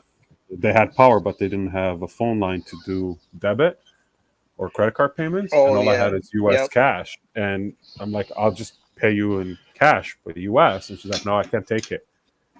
It's like, I'll give you dollar for Yeah, dollar. but Like, it's worth more. yeah, she wouldn't take it. I was like, okay, whatever. But they have to have the computer on to do the exchange? No, Oh no, she do a was just credit being an card idiot. payment. Oh. No, it was cash. It was straight cash. That's what I say. Right? He had U.S. cash. Like He she said he had wouldn't US take. cash. She's like cash only. I'm like, okay, I have U.S. Do it dollar for dollar. I don't care. I just need some food and like Yeah, a I was couple gonna of say, They waters. want a sub. So I was asking, is like they actually need the computer to do the exchange, for between U.S. and Canadian, or that's Okay. weird. Yeah, normally, like, because most places will take U.S. currency, but they post the exchange rate that they'll give you, and they have it on the POS and the till, and that's fine. But like, wait, I don't want an exchange rate. Just like, okay, here's Just want a damn $35. sandwich. Yeah, and then people online were just like, what the hell? Yeah, it's like, you're making a profit here, right? Yeah, like, okay, all right. Jeez.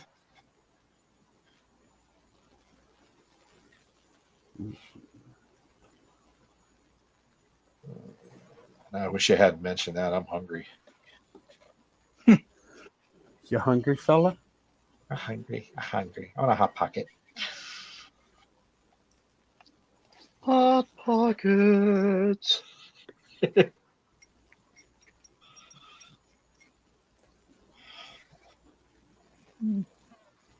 What time is it? It is. Wow, We've it's been almost on 8. for Yeah, I'm gonna have to cut it. I'm cutting it short. I got to get off here, guys. Yeah, you're not cutting it short. We're cutting it long. Yeah. Well, I'm getting out of here. You gonna do this again next week? You think? I do this every Friday unless something comes up. So Okay. All right. yeah, Well, I'll let you know. Right? Yeah, give me a heads up. I'd love to come back. I love doing this. Yeah, my pleasure. I'll probably be on Sunday too if you're around. But We'll see. I might just be. We'll find out. yeah, that'd be during the day though, not at night. But yeah, Okay. if you see if I'm on and you want to hop on, just drop me a message. And I actually did try to catch you guys when you guys were on. Was it like the day before yesterday or so? Wednesday, Yeah, I just missed you. Yeah. Yeah. Oh, I well. wouldn't say you missed us. Yeah, missing is a strong word. avoided. Yeah, it's like, come on, let's not get ahead of ourselves here. Anyway, guys, I gotta go get something to eat. So Cool, I awesome. will talk to you later. This was fun.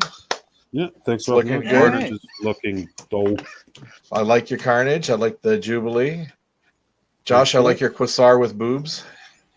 You would. Quasar with boobs. Quasar with boobs. I believe it's pronounced boobs. Yeah. How do you say boobs in Canadian, Andre? Boobs. Boobs. There you go. Boobs. Or in Quebec, les boobs. Les boobs. Les boobs. Les boobs. That's All right, yeah, but guys. that's Hey, thank you. That's in Awesome, man. Quebec. All right, This thanks, has Jay. been fun. Thank Yeah, you. man. Looks good, man. See you soon. All right. Soon. And then there were two. And then there were two. Yeah, I'm gonna have to pack it up since I'm just gonna. Yep. No, I'm cool. I got all the inking done. So a little bit of brown, a little bit of black. I got to go in and Nice. do It's very tight.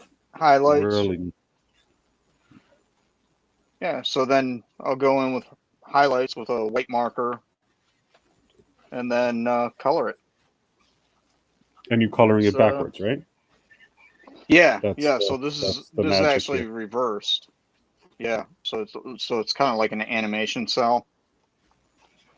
So which is why you got to throw down the line. Throw down the inks for the line work. Like I actually did the highlights in the eyes prior to drawing the pupils. Mm-hmm. So No, it's a different approach, and I gotta say, commend you for doing it. yeah, well, I mean, there was that one time I did a sketch card where I did a front and back, but it was all on the back. So Oh, yeah, like yeah, yeah. I did. Oh my goodness, that was a nightmare. So I did it all in reverse, right? And then when I get finished with it, I went over it again with gesso and then colored like the back. So it was like a reversible card. Right, and then the back So like you look was. at the front, the back of the character. I remember So that it's was like, really cool. I thought it was a neat idea. And then I was like, oh yeah, I'm not doing that again. Well, you're doing two cards, right? And you got to Yeah, line them pretty up much. aesthetically because it's the front and the back of the same card. That's Yep. That's a little crazy. Yeah, so I'm I just don't gonna, know who ended up picking that up, but oh, I'm sure that that was moved, that was right? You're something not that sitting on it. no. It went in a claim sale. So that was So cool. it's unique, right? It's very unique. Yeah. I was actually just the other day talking to John about because he had gotten some plexis. Forget what the cards were, but we were talking about how like I think that when they do those plexis, if they just basically it's just a blank plexiglass thing, and then they just throw a sticker on it, and that is in fact the case. But he thinks that that the sticker's thick enough that you might be able to like kind of sand it up a little bit and get some tooth on it for sketching on. Well, If they do that again. but you can get clear gesso, right? Really? Yeah. You can't go too thick because it starts Oh. getting translucent, but you can definitely get clear gesso. Its point is the purpose of it is to keep your pencil line. So, like what we were talking about at the beginning when Jay was saying about spraying chalk, Yeah. you Yep. can brush on clear gesso, but again, you're brushing it on, so there's that push of the material. But if you wanted to just straight on paint on clear, you could just clear gesso that shit. Ooh, I'll have to check that out. Because then that would like even for the stock of stuff that I have, you wouldn't necessarily need to sand it. Yeah, Just turn it again, on. you got to be careful not to overdo it because you're going to lose the transparency. But Right. with a nice thin layer of clear gesso, it'll go a long way. Yeah, but I mean, if you're drawing, that's you're thinking in terms of like if you're doing it backwards, like the way that I've been doing it. But if Yeah. you just do clear gesso and just draw straight on it and call it done. Oh yeah, yeah. I wonder how marker would stick to that. I don't know. Does marker to do well with gesso? Like Yeah. when you do over white gesso? Yeah, I'm gonna have to find some of that stuff. Yeah, Michael says it for sure. Or if not, Try just it. go on Amazon. Yeah. Oh yeah. Because there's black gesso, there's mid-tone, there's white, there's off-white, clear. All the Nice. gesso in the world. All the gessos. So I just Oh, really don't want to work on this another day. I'm just trying to finish it off right now. If you gotta go, don't stay on on my account. yeah, I think I'm gonna wrap it up here in a sec. Because like before I got on, I had to run up to Ace and get some caulk because I got to do the seams in between the cabinets and walls and the all the stuff. Yeah. So that was So you gotta do that. that's kind of my game plan after this. So let's see here. Let's have a look see what it looks like on the front side here. Oops. Oopsie. Don't break it. Yeah, no, I was ripping the paper on the my prelim frame thing here. Yeah, but that's fine, right? That's not gonna cause any damage.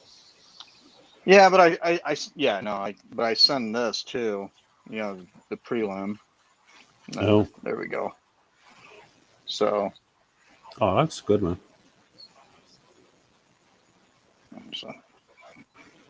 So hang on, you sanded it and then it loses a little bit of the transparency, right? A little bit, but as you really got to cake on the color, because sometimes you still even get streaks and stuff. Yeah. So.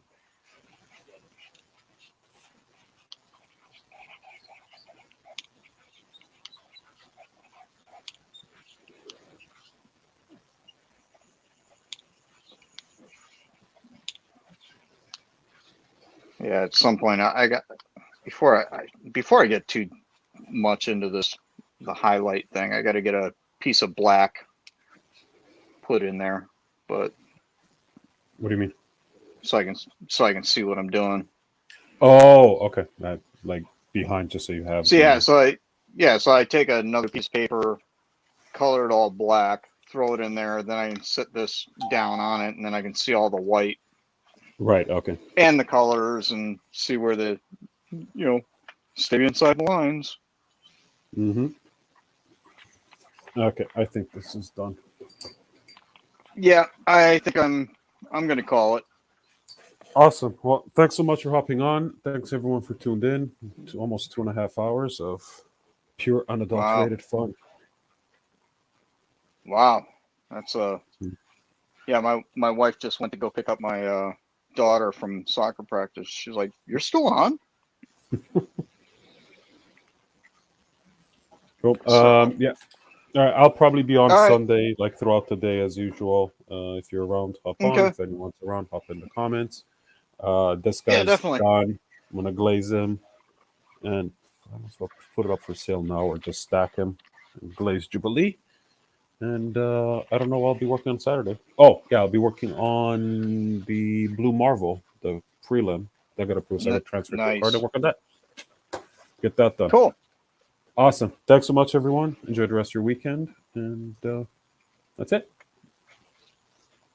See ya. See ya.